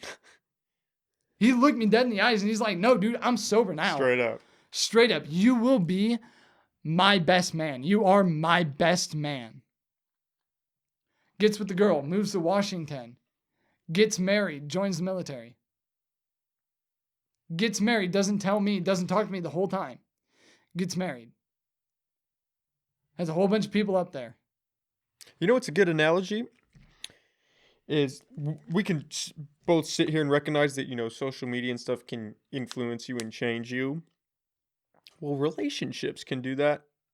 Uh, Maybe not quite as well, but they definitely can do that. If you go into a relationship and you're not, I don't want to say resolute in who you are, because we should all be open to changing, and growing as a person and becoming, the best version of ourselves that we can be. But if you go into a relationship and maybe you don't really know who you are, or you're trying to find yourself, Be easily swayed. oh yeah, you altered by can the have other your person. whole life altered in a direction where you don't even realize what is happening, but you're going along with it because you're so in love with this person, or you think, this person's the right person for you, and you maybe don't know, you haven't grown enough, or you don't realize these things, but that it can change you drastically Oh from the yeah, person that you are, of or even course. from who you want to be. I've changed from past relationships. I mean, I've I've talked to people, my exes from the past. I've never had a bad breakup. I mean, my parents got divorced when I was 7, but my dad would always say, "I still have love for your mother. I'm not Mm, in love with your mom, but I still have love for your mother because she provided me you and your brother. She gave me the children that I love dearly. She mm. gave me she if it wasn't for her, I wouldn't have you and your brother. And I love you and your brother so goddamn much. And my mom's the exact same way to my dad. My mom still has love for my father, but she's not in love with my father. She doesn't want to get back together with my father. But she's just like, I love your dad. I have love for your dad because of the experience and the life we spent together, and the fact that without him, I wouldn't have you and your brother. You're my kids. I love my kids. You know what I mean? And like, I've had past relationships that have made me a better person because I've done some wrong shit. Don't want to get too into it. I don't want to incriminate myself, plead the fifth, but I mean, it's just like I've I've been able to talk my way out of some shit. I've really done some I've come up with some bad shit. I don't know how, but I mean, I'd like to think I'm charismatic like JFK. Not enough to get shot, but I mean, Thank enough God. enough to Yeah. be able to soften some stuff and talk my way out of it. Mhm. Because I can't fight at all. It sucks. But yeah, It's probably why you're so good at talking then. You had to develop something to get you out gotta of be situations. somewhere, man. Yeah. My brother got the short fuse and the ability to throw punches, and I got the more calm and collected thought process. That's the approach that we need to, how you were talking about how your mom and dad view each other. That's the approach we need to bring into just everyday life. Like I love you. I disagree with your ideas, maybe, but I still love you. Like I still care about you as a person. Just because we have differing beliefs or you feel some way about this and I feel some way different, as long as we're not hurting each other or hurting someone else or, you know, actively trying to harm somebody, like we can have a difference of opinion and still greatly care about each other and want to Yeah. be in each other's lives and want to have a relationship. It's not an Yeah. end all be all. No, no. It can be an end all be all. Like all my relationships have been like, if I tell you I love you, that means a fucking lot. Not alone if it's in love with you or if it's just that I love you. Because that's a hell of a lot. And I'm quick to trust, but I am not quick to forgive. Like if somebody burnt me like that guy that went to Washington, dude, I don't want nothing to do with the guy. Mm-hmm. Because he cut me out. He was quick to cut ties and just drop me. So, I mean, why should I put in extra effort to be your friend? I've always been the guy that puts in that extra effort and hits you up and hits them up to be their friend. You know what I mean? Yeah. Like, hey man, you want to go out or you want to hang out or do something like this, or I got to go down here and do this. You know what I mean? But then they go do 3 times as much shit. Like, I'll be like, hey man, you want to go to AutoZone with me and get a fucking ball joint and hang out with me and help me put it in my truck?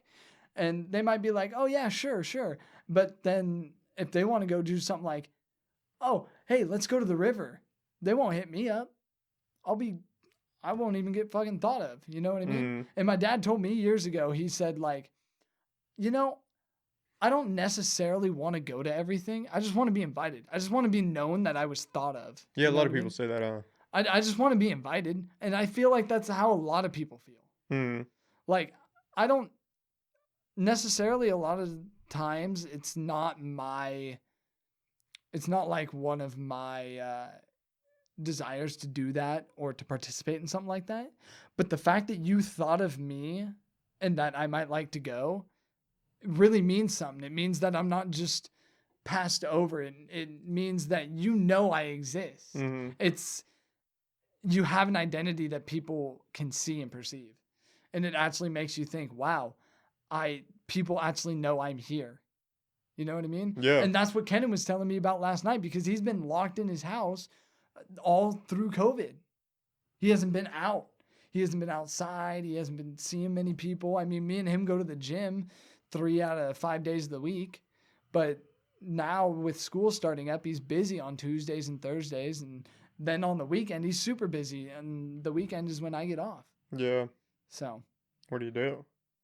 Especially, I mean, if you're like, I'm genuinely worried about the generation that's coming up behind us because their whole definition of self-esteem and of love and of communication is and their all through depression and technology. anxiety, and it's It's all just through technology. Well, so I'll do a shameless plug. There's a book that I'm reading. It's called Irreversible Damage, The Transgender Craze Seducing Our Daughters by Abigail Schreier. It is a phenomenal book.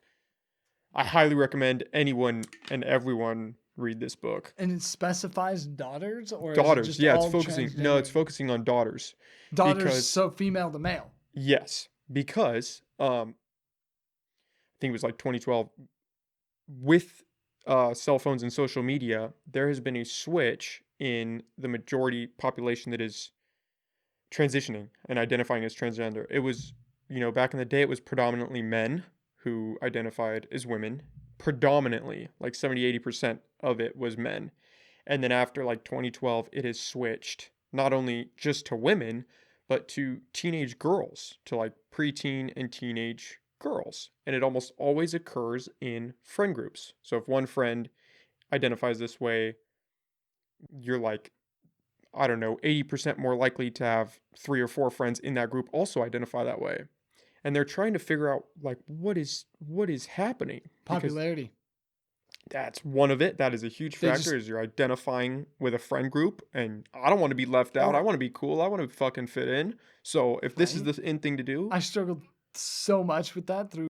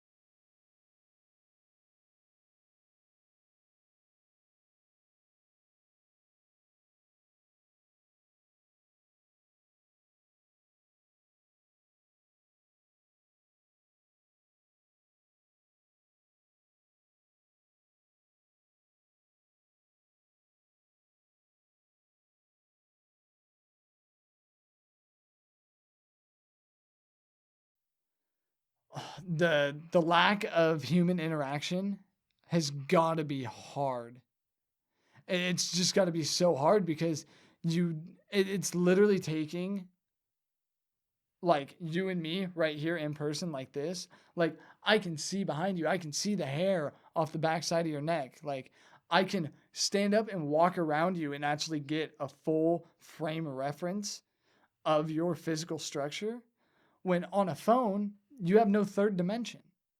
It's literally a step back in how the world is. Yeah. Because it takes you from a 3 dimension to a 2. Mm-hmm. And then everything's just flat. Like all these guys are watching this on a 2 dimension if they watch the live, or not the live stream, but the playback. Yeah. If they watch the video, it's just 2 dimension. Like they can't see how many fingers I got behind my head. You know what I mean? But if you stood up and walked over here, you could. Well, even more than that, talking to somebody in person is just a completely different feeling. You pull so much more out of the conversation. You feed off of each other. I can, say something and watch your reaction, and that interprets how I'm going to respond to what I just said, or like all these nuances of if you're in human person, communication. If you're in person, you can't necessarily run away. If you're talking on the phone to That's somebody, true. You're on video chat with them, and it's like, You might get your ass beat in person. I think I might go vote for Trump. It's like, fuck you, hang up. You don't even want to hear him out. Why? Like, dude, it's just like you can just totally cut yourself off so you don't have to hear anybody else's opinions or reasons why. You can live in your bubble. If I was to say, I'm going to go vote for Trump when the poll booth's open, or I'm going to mail in my vote for Trump because I support Trump. Hypothetically, okay, I could say that, and then you could be like, okay, well, why? And then I can't just like be like, because I said so, and leave. Yeah. Like, I'm here. You'll follow me outside and be like, no. Explain to me why you would vote for Trump. Yeah, tell me the rest of it. Tell me why you support him. Hypothetically. I'm going to have to just clip that part of you saying that and just put it out. And just be like, dude. Spencer's voting for Trump, man. I don't know. Or we had to end the podcast there because it just got me. I'm not going to do it. But you can take that hypothetically and just randomly put it in the audio. But yeah, it's so much easier to just tune out whoever you don't want to listen to. Yeah, it's just so easy to be so solidified on your opinion that you don't have to listen to anybody else. It's and why? Wild. Yeah. Why would you want to? I know my opinion. I feel that I'm right. So why do I need to listen to a different viewpoint? That could sway me. Yeah. Why would I want anybody to change me? Like what? It goes back to you need all the information, man. You need as much as you can get. Yeah, but people for some reason don't want all the information anymore. It's like it's almost like it's too much. So now everybody just wants the least amount to reiterate whatever point they just heard. You know what I mean? Like, I don't want to know all the viewpoints. Just tell me yours, and okay, I agree with it. So now I'm just going to restate that viewpoint if I come across that problem. And then when it comes to any kind of information or anything, there's always there's the coffee shop politicians and stuff that are like, they hear something in a coffee shop or something like that, and they just take it for stone. You know what I mean? They just take it for fucking carved words. It's like, oh, well, this guy said this at the fucking diner, so I guess that's all true, right? Yeah. I mean, that guy says Trump said that he was gonna deport anybody that's Mexican, no matter if they have citizenship or not. So I guess Trump's gonna just deport everybody. Like, what? Yeah. You can't listen to him. He has a different viewpoint, and he might be a super right-wing racist. You never know. And like, just because he wants that to happen doesn't mean it's going to happen or somebody's going to let that happen. Yeah. And then there's people that feed off confrontation and will start making shit up just to counter your opinion. So yeah, people will just be like, 1 + 1 is 2. No, it's not. Nah. 1 + 1 is 3. How about that? Because you see, you take the 1 and you cut it in half, and then that makes it 3, and they just make shit up. And then the other guy hears that and he's like, oh, so 1 + 1 makes 3. And he goes off and he makes his own shit. And that's how rumors spread. Mm-hmm. And that's how rumors start. It's just somebody making shit up. Well, and how many people are living in the comment sections of Instagram and Facebook and Twitter? But they do that because it's so easy to hide your identity. Well, yeah, and you can say some foul stuff and just fade to black. Circling back to Robert Frank, dude, because everybody will post in his videos like, oh, you're on fucking roids, calm down on the roid rage, man, shit like that. Mm-hmm. And what he does with all those negative comments is he doesn't address them. What he does instead is he goes in his kitchen and he grabs a bottle of Jack Daniels, like Gentleman Jack, and he dances in his kitchen. And he has like all the like come up and then fade off the screen and stuff. And he's like just dancing to all the hate fucking comments and shit. And he's like taking drinks from the bottle and shit. And he's like wearing a little fedora super down low. And he's like super fucking jack tan and juicy as fuck and shit, dude. Sometimes that's what you gotta do, He's just a man. massive guy, dude. And he makes all this shit out of comedy. It's just hilarious, dude. Sometimes you just gotta let it. An expression my dad often says is you gotta treat it like water and you're a duck and let it roll off your back. Just water off a duck's back. You just gotta keep it moving. Because you know who you are. You know what you're about. Yeah, don't cry over spilt milk. And don't cry if somebody calls you something or says that you are something that you know you are not. That doesn't make you that thing. Like, you don't have to defend yourself based on an accusation that is just not anything. Yeah, you are what you perceive yourself to be. Yes. And I don't want to necessarily want to say I'm a self-made man, but I've taken a lot of things that my father, like a lot of traits that my father has, Mm-hmm. and I have decided I don't want that. I don't want that for myself. But my father is a man that takes shit and he fucking takes care of it. He, like, something starts to happen. He's like, well, let's get to the bottom of this. Let's take care of this right now so we don't prolong it and make it a bigger problem. Yeah. Like, I almost helped him take his fucking heater core out of his truck like 10 minutes before I headed here. Like, we were just trying to figure out how to get the heater to work in his truck again. Yeah. And like, I've taken, and with us living here in the Emerald Triangle, marijuana and drugs is just so easily accessible. And it's just so common for everybody. It's hard for me to find like a girlfriend that doesn't smoke or friends to hang out with that don't do it or anything, because I've never done it. Mm-hmm. I've never smoked weed. I've never tried it.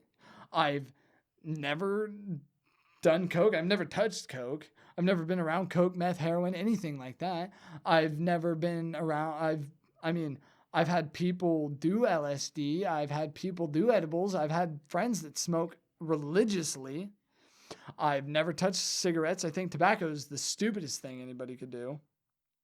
I hardly ever drink. Speaking of drinking, I was on a Corona. You want a Corona? Yeah, let's get one. All right. Shit. But I mean, keep it going. yeah, it's just like I've never done any of that, and I could go off on a tangent of it about like how stupid I think marijuana is, because I see a whole bunch of people that like use it as an excuse to prolong and just push problems back so they don't have to address them. You know what I mean? Mm-hmm. It's just like people will be like, oh shit, I gotta go get gas for my car. You know, maybe I'll do it later. I'm just gonna take a bong rip instead. Oh, well, now I can't drive, so now I can't go get gas. Or like, I need to change the brakes on my car, and it's gonna cost me like $40 for brake pads. Or I can take my $40, walk down to the dispensary, and get another bud and just smoke pot. And then they don't fix their brakes, which I could do brakes pretty easily, except for my own, apparently. Cheers, man. Cheers.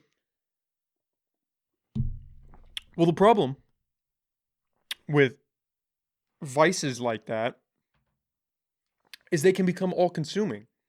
I mean, you can smoke weed and be productive. you can drink alcohol and be productive, but if all your yeah, case in point. I mean, you can have a beer and relax on a Sunday and it's no big deal, but when it's daily or it's habitual and you can't function without you're You're waking up and you're addicted. smoking weed and you're going to bed and you're smoking weed, Dude, it's people all say consuming. marijuana isn't addictive, but your body can become addicted to anything. Anything. Literally Phones are anything. addictive. You want to have a conversation about People on really average crippling open their phone addictions? over 80 times a day. And that's for a low I user. believe it. That's for a low user.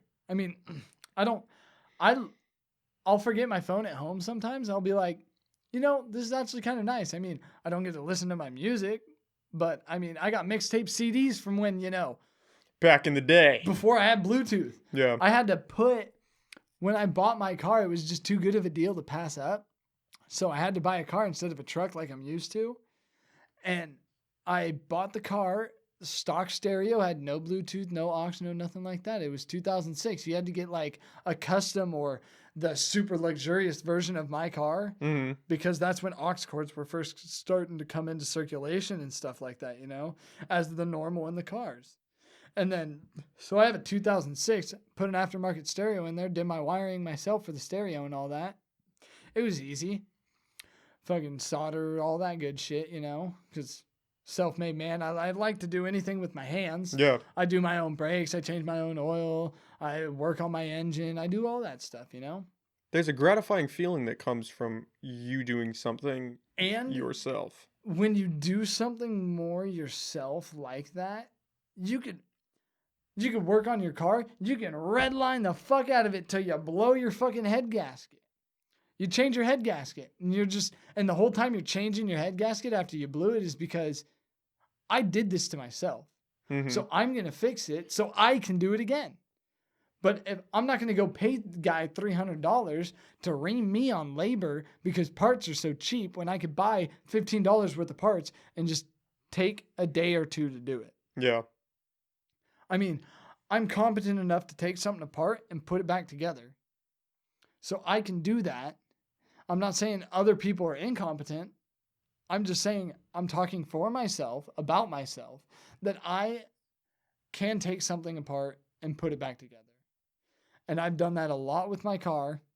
I've taken the whole interior out, all the seats, I've taken the seats out, I've taken the carpet out, I've taken the center console out, and all that stuff.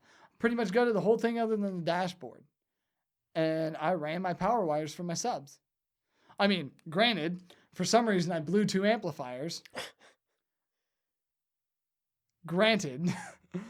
But, I mean, my subs are still good. Mm. And they got good 4-gauge power wires, and I had to run a ground wire from where it used to be where the amp's at to the unibody right underneath it. Instead, I had to run a ground wire from where the amp will be all the way back through right along my power wire and put it up on my battery.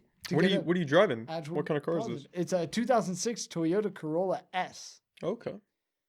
And so I want an SRX so bad. It's the all-wheel drive version of my car that runs on a 91 octane with a 2ZZ engine instead of a 1ZZ engine.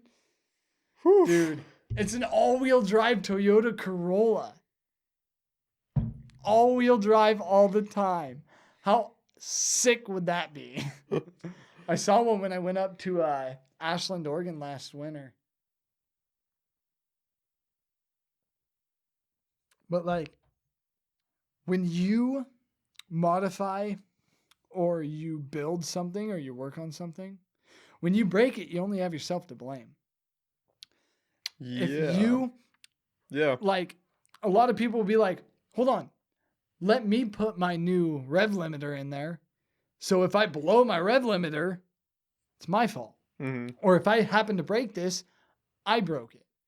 But I put it in, and that's why it broke. And you can fix it is the key thing. You now know how to fix it. Yeah. Like when I had my buddy Riley when I was working on my 1962 Chevy pickup. Dude, such a gorgeous rig. Nice fucking. I took the engine out and I changed the clutch in it. Okay. But what we had to do was there was this crossbar right where we needed to get to. So I literally disconnected the transmission and hoisted the engine out of the truck. Took it, like, separated the truck and the fucking engine, and then took the transmission off, set it on tires, and changed the fucking shit and bolted it back on, and then hoisted it back into the truck, which was a hassle. I bet. It was a hassle and a half. Our engine hoist wasn't big enough. I had to like jack up the front end of the truck, take the wheels off, rest the brake caliper drum on a 4x4 just to get the corner low enough to get the engine barely back in there. Oh, man. And then we had to use a come along around the rear axle and literally had to pull it back in the engine bay because it had this big barrel fan as a cooler instead of a little radiator like this. And the engine hoist only kept it like this far from the front of the truck when it needed to be this far from the front of the truck. So we had the engine hoist teeter-tottering on its front wheels, literally digging into the concrete as it was hoisting this engine with the come-along on the rear axle, pulling it back. Oh, shit. Just to get it into the engine mounts.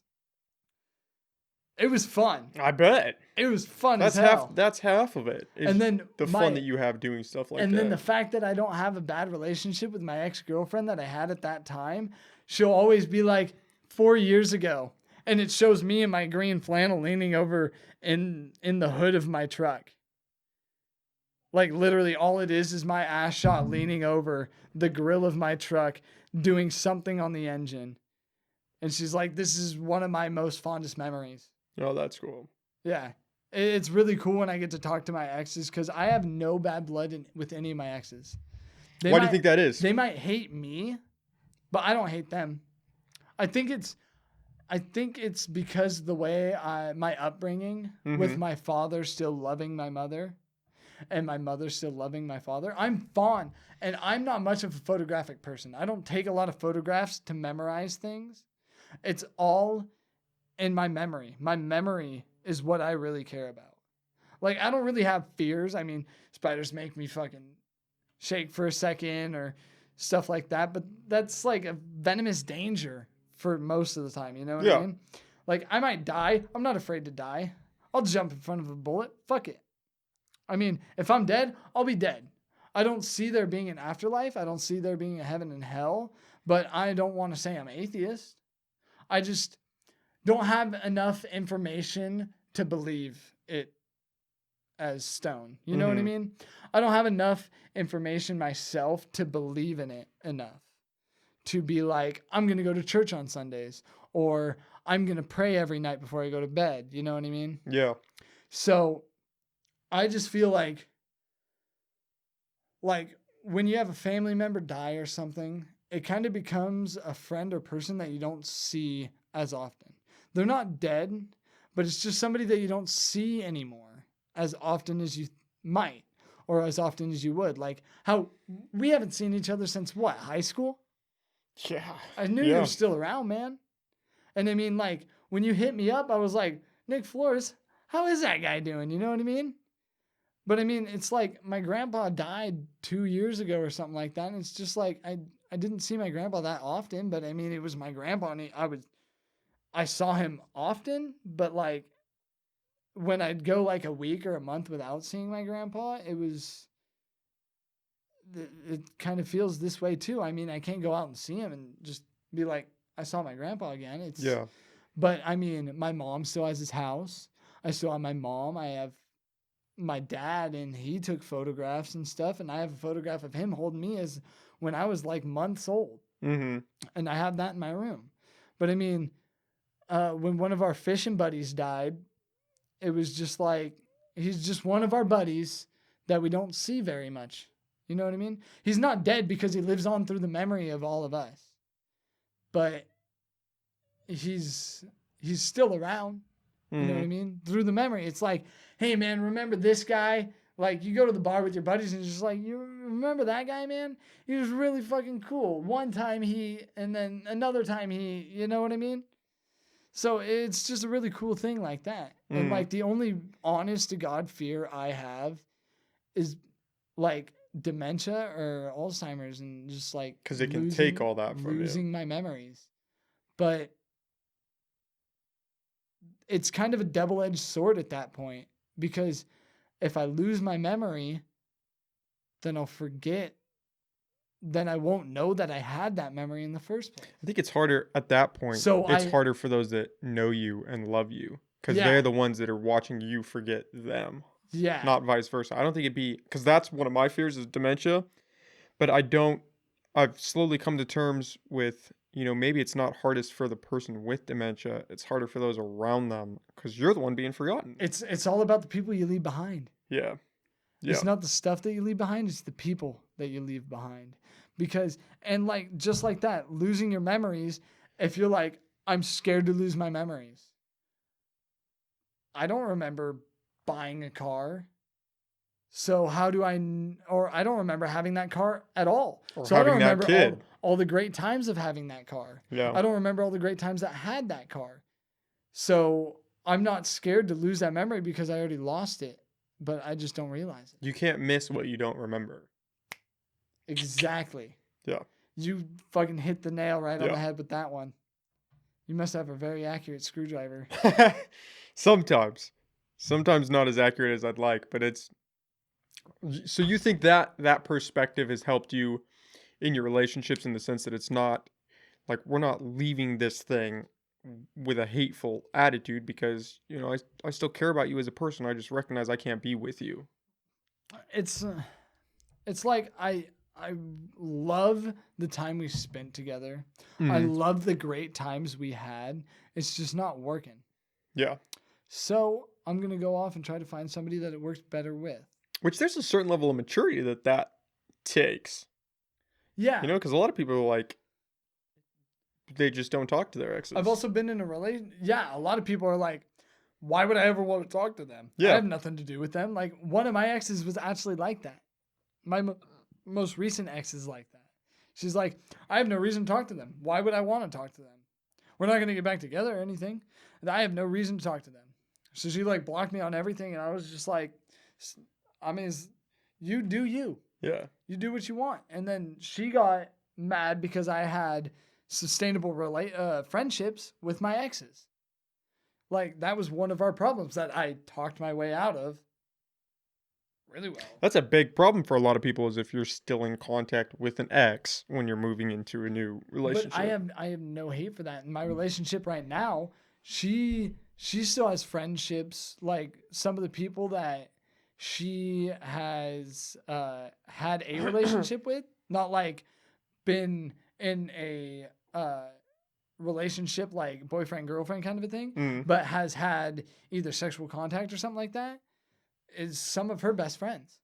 Okay. And I hang out with her and them, and then I trust her, which is a big thing that needs to be in a relationship, that I trust her that she can hang out with him and I don't have to be there. It doesn't bother you at all. No. Damn. Because I trust her. It all goes back to trust. She reassures me that they had a relationship. They weren't a boyfriend and girlfriend or anything, but they've had interaction and they've had, well, I mean, affair has a bad kind of like Connotation to it. yeah, connotation to it. I wasn't sure if that'd be the right word, Mm. but it has a bad like atmosphere around it, and everybody thinks that a affair is just somebody cheating on another person, when an affair is we're having an affair right now. This is an affair. Is News to me, hanging out- shit. Well, no, No, I'm just no. kidding. But what In I'm what saying, sense? What do you mean, though? like if you look up what an affair means, when I did a couple years ago, was like an affair is either an interaction with another person. It doesn't have to be sexual. It doesn't have to be you're having sex. It doesn't mean you have to be having sex behind somebody else's back. An affair, Okay. like a Like if we're black having a tie business affair. Yeah, okay. a business affair. I have, yeah, exactly. That's what affair means. Like it just became a negative thing, like a lot of words have, A lot. because of the negative things stick out so much more, which kind of brings us around to the Black Lives Matter whole movement thing. In what sense? What do you mean? Because like, I was when I was listening to one of my podcasts, which was a different one, not the Glorious House of Gains or anything, is a different one by Barstool. They were all like, it was when the Black Lives Matter thing was all starting up, and when I would hear like Black Lives Matter, I was thinking, not only Black lives should matter. I mean, why is everybody saying Black Lives Matter, Black lives, Black lives? All lives matter. Mm-hmm. Police lives matter. White lives matters. Middle Eastern You're lives gonna matter. get canceled for saying that, man. You're gonna get canceled. This is your podcast. They man. can't come for me. But what I'm saying is like they said on their podcast, they were like, yes, all lives matter, Mm-hmm. but what's really being scrutinized right now is Black lives. They are having the most focus on them right now. So if you're saying all lives matter, it's like you're trying to take the attention away from what's the big picture. The main problem right now is that Black lives are being treated like they're not insignificant, like they're not equal to all lives. Mm-hmm. So we're not trying to say that only Black lives matter and no other lives matter. We're trying to say that don't forget about Black lives because they also matter. And they're the ones that we're really trying to shine the limelight on right now. We're putting the spotlight on the Black half of all lives matter because they're the ones having the most problems right now. So I can stand here and honestly tell you Black lives matter. I support Black lives. Not only because I have friends that are Black, not only because I have my girlfriend's Black. Black lives do matter. That's because everybody matters. Not all lives, everybody matters.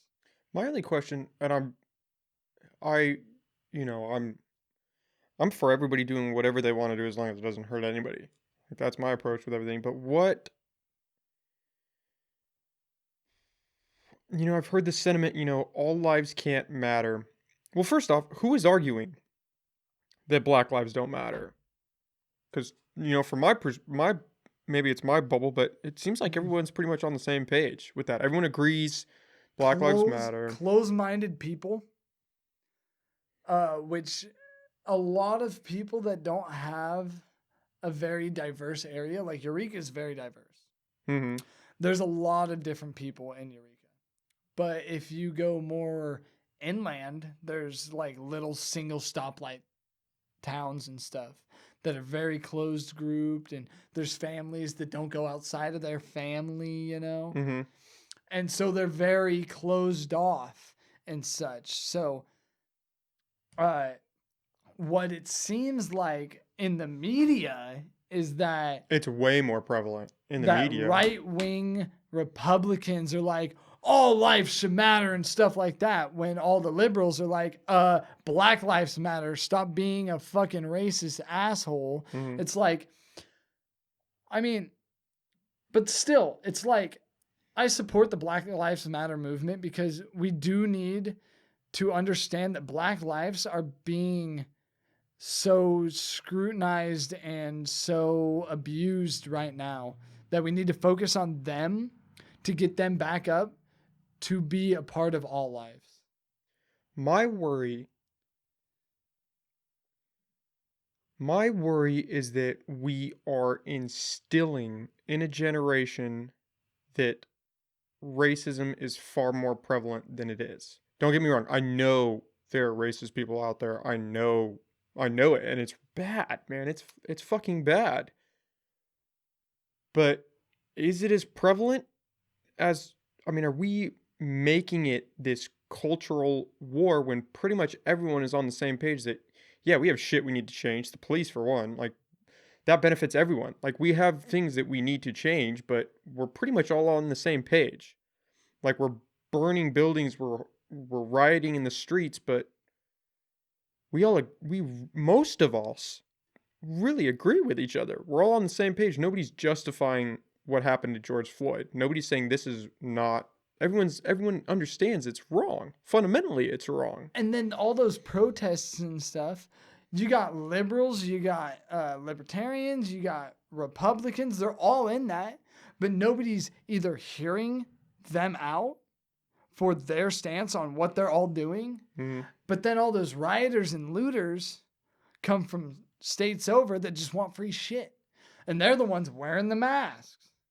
But I mean, that was happening before the whole COVID and George Floyd deal. When we'd have a riot or something, or we'd have a protest, it turned into Molotov cocktail bombs, blowing up cars, flipping cars, fucking breaking windows and stuff like that. Yeah. All those rioters and looters, you see them all with masks Mm. before masks were mandated. You know what I mean? Well, you got to protect your identity if you're committing crimes. Exactly. And you know, there was a lot more white people killed in the year of 2019 when there was only like 12 black people killed. Well, I mean, if we're going off stats, more white people are killed by the cops than anybody. Oh, hands down. But every year. yeah, but I mean, we It's do just that the Black Lives ones are publicized. we do. I mean, people are going to take this and run with it however they want to, but Hey, why have context when you don't need it? facts, right? That's honest. But I think we can all agree that we have problems here. But this country is pretty damn great. Like, it is not as bad as, for whatever reason, people are trying to make it out to be right now. We don't have socialism or a monarchy.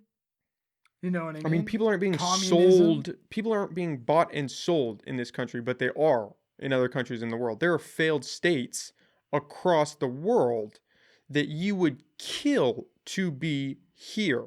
People are being abducted, bought and sold from this country.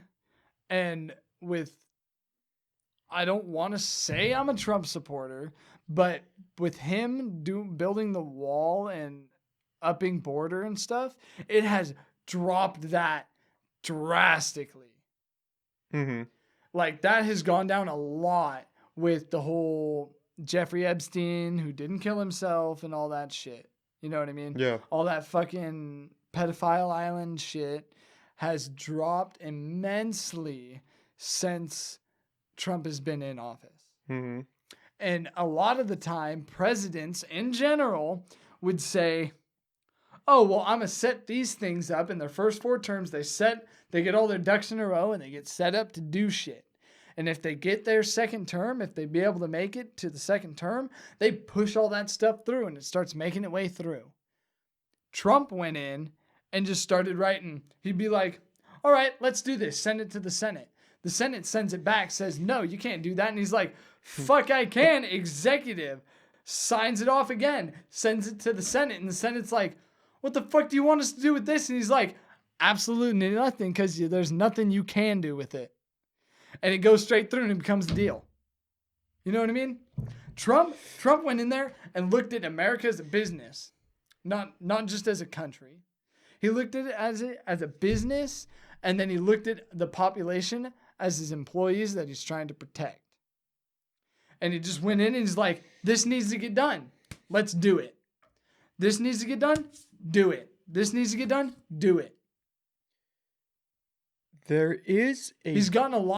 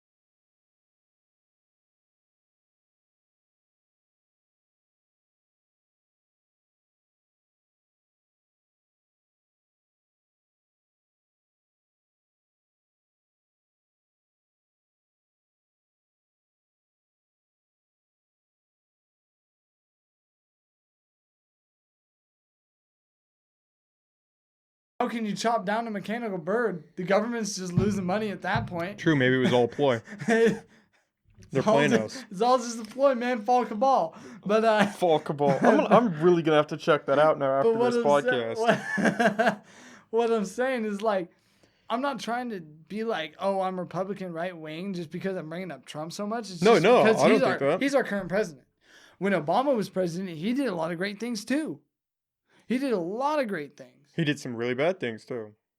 Every president does. Yeah. Everybody has their good and bad fallible. side. I mean, just like how it goes for fucking energy and running a country like a business, just like a computer. If you buy a PC from Costco, you buy a gaming computer. It might have a great graphics card, but your RAM's garbage. It might have great CPU, but your fucking motherboard can't support fucking a 3,000 fucking gig CPU. Like, what are you going to do? You're going to take all the parts that you can and put them all together and make a fucking badass PC. You know what I mean? Yeah. You're going to buy individual parts, or you're going to buy that one, take the fucking shit out of it and throw it away and put better shit in it. You know what I mean? It's like upgrading. You upgrade anything and everything. You know what I mean? Like, if you started with a Dell laptop from like 2004, and then it's like, this doesn't stream fast enough. This doesn't have enough data to stock all this. So then you jump up to the MacBook from 2012 and boom. Yeah. Everything's a hell of a lot better. But it might have a better, or it might have a lower RAM. So then you either got to take it out and put better RAM in it, or you can custom make something. You know what I mean? Yeah. I mean, it's just, the way that people mass produce things is not, it'll better one specific part of the item, but it won't be the best that it could be. Yeah, I don't know. I think we just need to.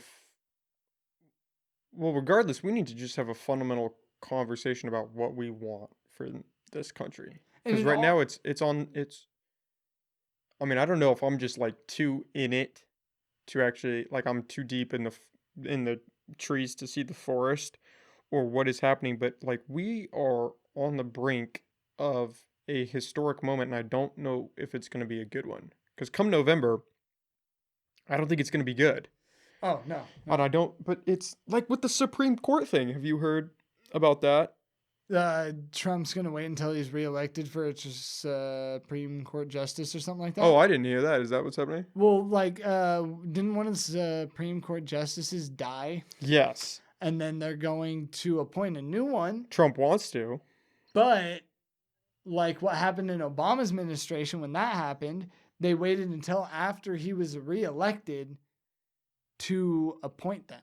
Well, you know what's ridiculous is the Democrats were so upset that they wouldn't let Obama elect a Supreme Court justice, which he was supposed to. Like, as the sitting president you're supposed to. But now the left is doing that same thing to Trump. They don't want Trump to elect this one. They want the next president to. Yeah. Like, we're being so hypocritical on both sides. If Trump wins it again, it's a loss for them, whether they let him elect it now or he gets reelected and he elects it then. Do you think he's going to win? Fucking person. Come November? Who are you placing your bets on? You really want me to get into this right now? Because Do you want to get into it? You're going to get torn down if I get into this right now. From what I've seen, I personally do not vote. See, that's an interesting case. Why? Because a lot of people vote because I can't pick between bad and bad, which right now it's actually terrible and terrible. So, I mean, I'll do what I have to do to live my life comfortably, to where I'm like, I'm good. I'm just going to do what I got to do and focus on myself and my family and do what I got to do to protect me. You know what I mean? Yeah. So, if Trump gets reelected, I'll do whatever is allowed in his parameters that I'm still comfortable with. Biden gets there. However I fumble through his words to figure out what is allowed, I will do. And if that Watch isn't back the clip a few times just to be like, if what was that that? isn't a shot, I don't know what is. Which, too bad we're drinking beer. Man, there's no good choice because there's no unifying voice. There's nobody up there that's like, I mean, it's gonna get ugly. It's gonna get ugly either side. I'm worried. I'm worried that Biden will just endorse the whims of the radical left, and I'm worried that Trump's just gonna keep rolling back environmental protections and like what pick your poison. We're either gonna have a global warming problem or we're gonna have a ideological problem of forcing people to assimilate to our views. Who's really good at this political shit is Mike. Talk to me, Mike. Mike, You gotta text him, man, and be like, listen, I Nick think wants he you on the just podcast. texted me. He just said, "Hey, what are you doing right now? Tell him, listen, I got a buddy who does a podcast, and Want to do a call in? you gotta go on. Want to call in?" You can call him. I don't think it'll. I don't have the equipment to pick up the conversation. I don't think Speakerphone. we could see if it works. Yeah, but sometimes it gets staticky with phones. Oh, you got to get that Rodecaster Pro. Because on the Glorious House of Games podcast, That's what they use. they use a Rodecaster Pro, and it connects to the MacBook and stuff. Mm-hmm. And they do phone. Do you have an iPhone? Yeah. Yeah, they use their iPhone and they do contests for the live stream, where they give away like $50 gift cards and a whole bunch of merch and stuff. Oh, that's cool. Yeah. Yeah, man. Who knows? Who the hell knows? Nobody does. Yeah, Mike's really interesting about this stuff. You got to tell him to come on. We'll right. we'll definitely try to set something up for sure. Yeah. I'll get into contact with him. He's usually down in LA a lot of the time and stuff like that. But he can really get into like general conspiracy topics and political stance, and he's very deep in the political and stuff. It's really great. Sure. And it'd be awesome to have a drag queen on your show.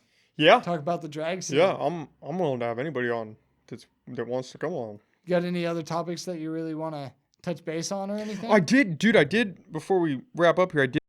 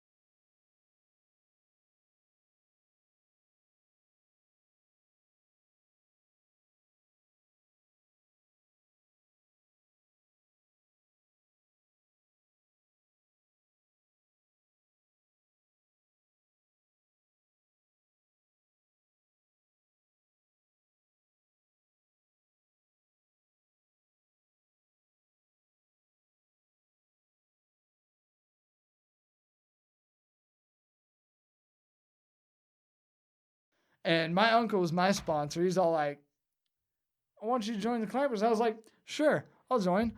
What's up about it? And he's all like, just don't wear clothes that you like. Because it all went to the garbage. The clothes? Oh, yeah. Oh, yeah. What do I you? threw away my clothes, my shoes, my socks, all of it, dude.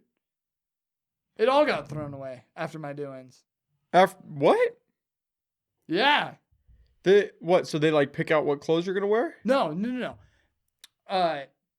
My sponsor told me don't wear red because the Clampers color is red. Mm-hmm. They see it as a sign of disrespect if you try to wear The colors without if you being try in. to act to be one. Okay. Because we have terms like red shirt. A red shirt is a clamper that's at a doings or a camp just to be with his brothers, with his community. You go in and you're red shirting. That's a clamper that's already in that's there to camp and hang out. A PBC is someone that is not a clamper yet and is coming in. And then there's retreads, which get treated as PBCs, but they're already clampers. So with the way that chapters work, like motorcycle clubs, there's different chapters in different areas. Mm-hmm. So there's the Eureka chapter, and then there's the Reading chapter, the Weaverville chapter, and all that stuff. So I belong to the 101 chapter is my home chapter. I belong to 4 different chapters, but 101 is my home. So if I wanted to go to Reading and go join 62 or 1914 or whatever, I can go there and I can redshirt and be like, oh, I'm part of 101. So I'm a clamper just like all you guys, but I don't belong to the Reading chapter. Yeah. Or I can go there and be like, I'm from 101 chapter. I also want to be a part of your chapter. So I'll retread and then I'll be a part of their chapter and 101. Okay. But when I went to my doings, it was a 4 chapter doings. So I got 5 certificates and or skins for it. I got my Reading, my chapter 73,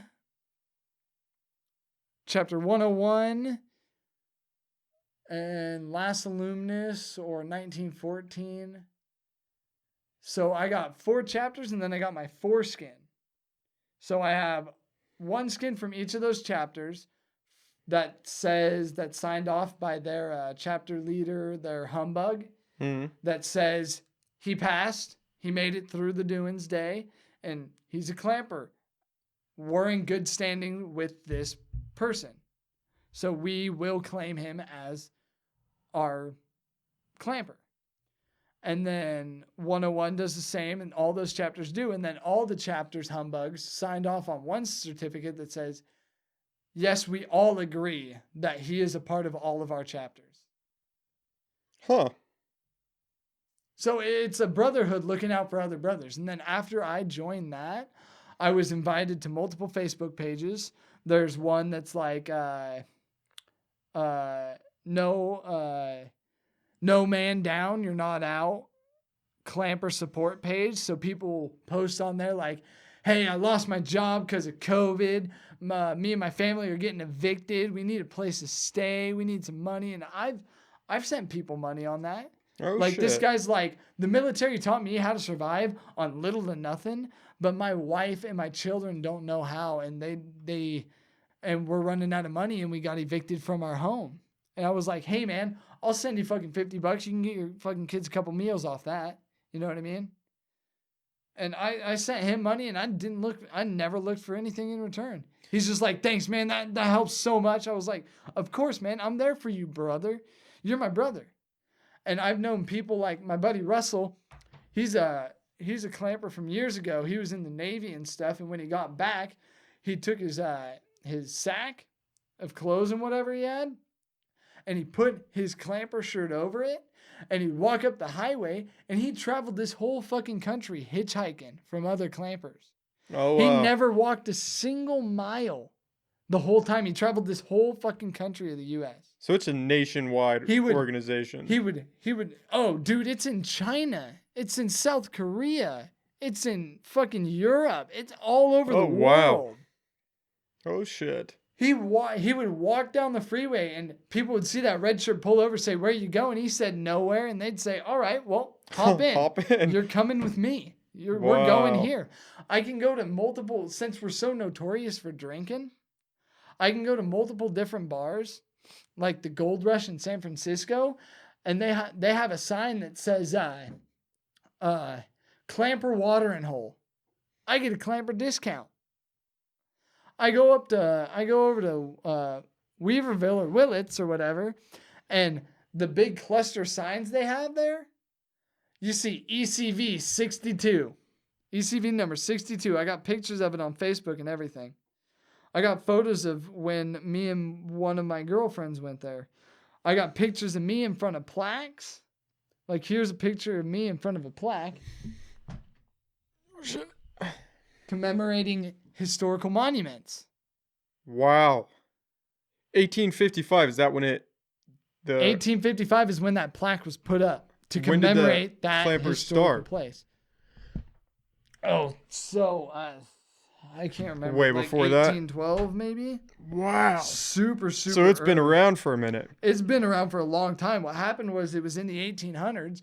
Then late in the 1800s, it kind of disappeared. Mm-hmm. And then early in the 1900s, it reappeared and reemerged with almost a vengeance. I didn't bring my clamper.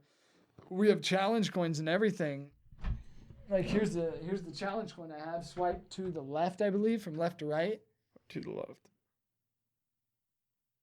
Oh, to the right. Okay. Yeah, Oh, wow. that's one of our challenge coins. ECV witters and stuff. Oh, that's pretty sick. And a witter is a person. There's a lot of people ask me about this one. A witter is just a general person that has lost their spouse. It's like a it doesn't- widow. Yeah. A witter it's not a widower, which is a man who has lost his wife. It's not a widow, which is a wife that has lost his husband. Mm. It is a witter is either one of them, anyone. And one of our oaths is to protect orphans and widows in that order. So if you died, and we're both in ECV, you died, but your wife isn't fit to take those kids, your kids are technically half orphaned because they don't have their father. I would make sure your kids are well taken care of before I made sure your wife was taken care of. Because we protect orphans over the widows, but we still protect the widows greatly. Mm-hmm. And that's all after we make sure our own family is good and settled. So you're all just kind of looking out for each other. That's all it really is. It's a brotherhood. It's just like if we were in a unit in the military. Or like well, maybe not like a frat, but like these other organizations, like the Elks. Do you know what Like the Elks like Lodge the and Elks, the Moose. And Masonic. the Masonic and stuff. The Masonic has so many conspiracies about being big money. So do the big Freemasons. The pharma Freemasons and have that kind of air of... The going Freemasons on and in the the back? Masonics are the same.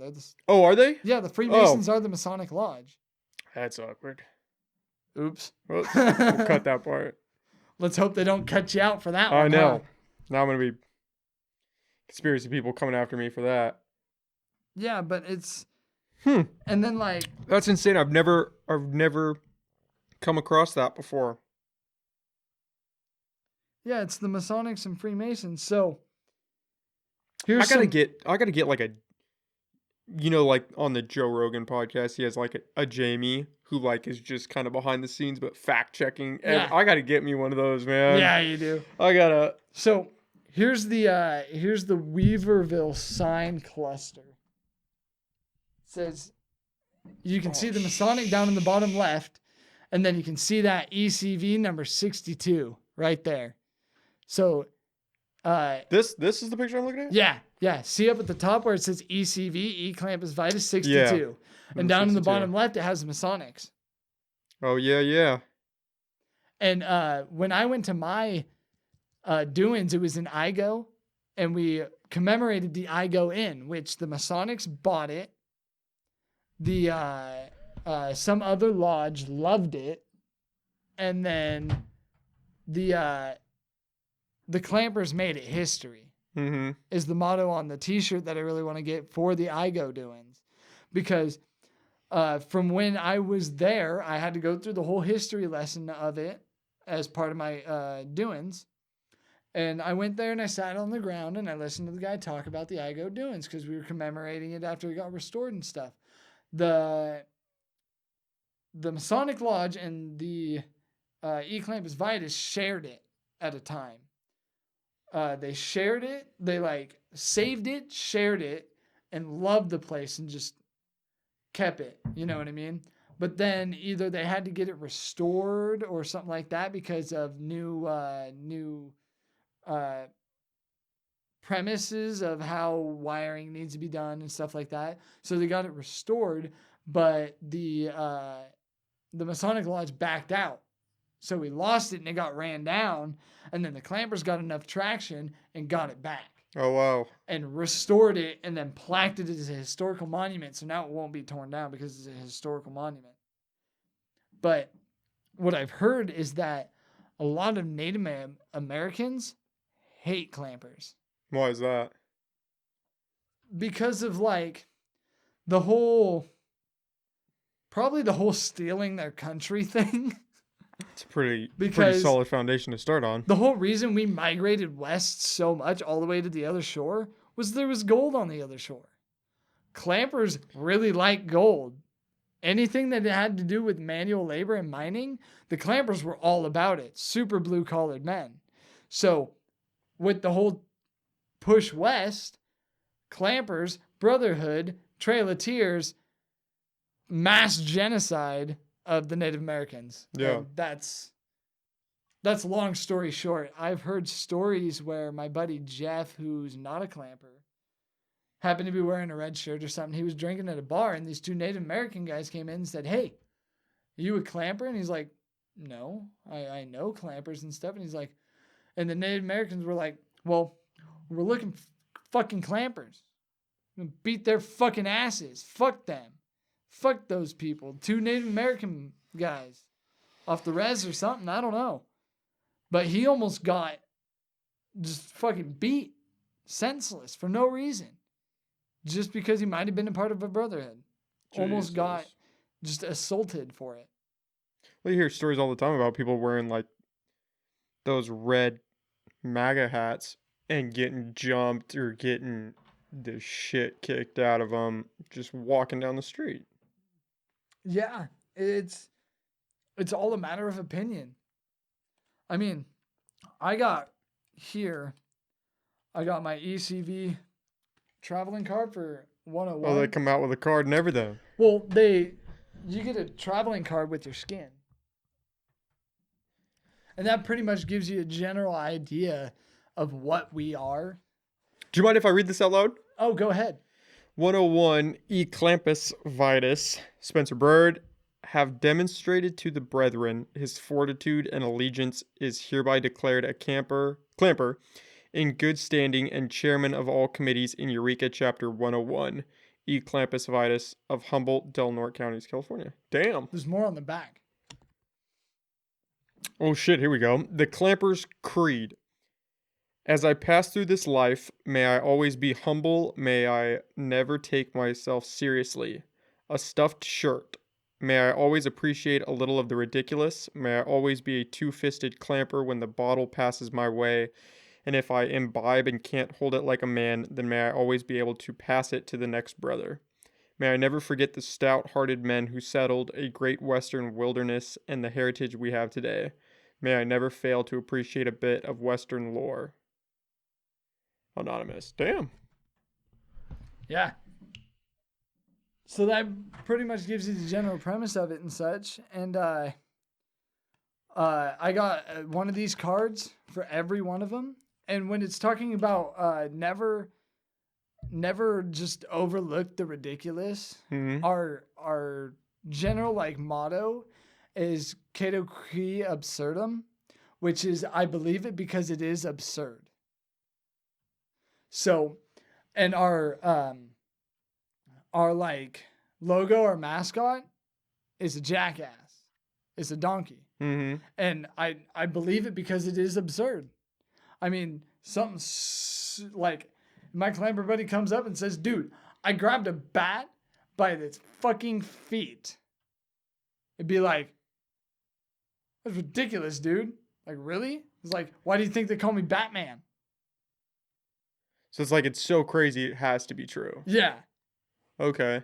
Like my uncle's clamper name, because we all have little clamper names and stuff, his is actually Batman, because one time they were all camping super late one night and a bat came over and landed on his shoulder.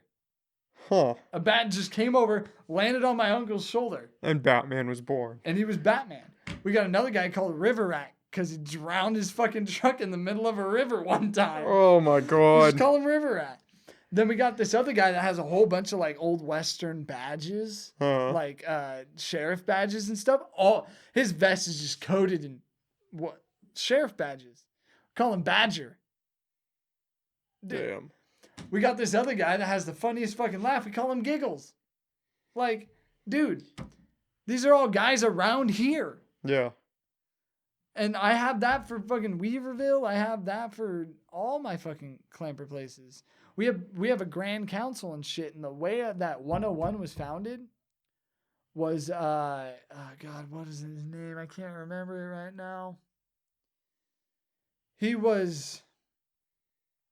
I can't remember the 101 founder's name, but the whole way he founded 101 was he's like, hey, he went to Grand Council and he told them, hey, I want to start a chapter in this area. And they said, okay, well, what are you willing to do to start that chapter?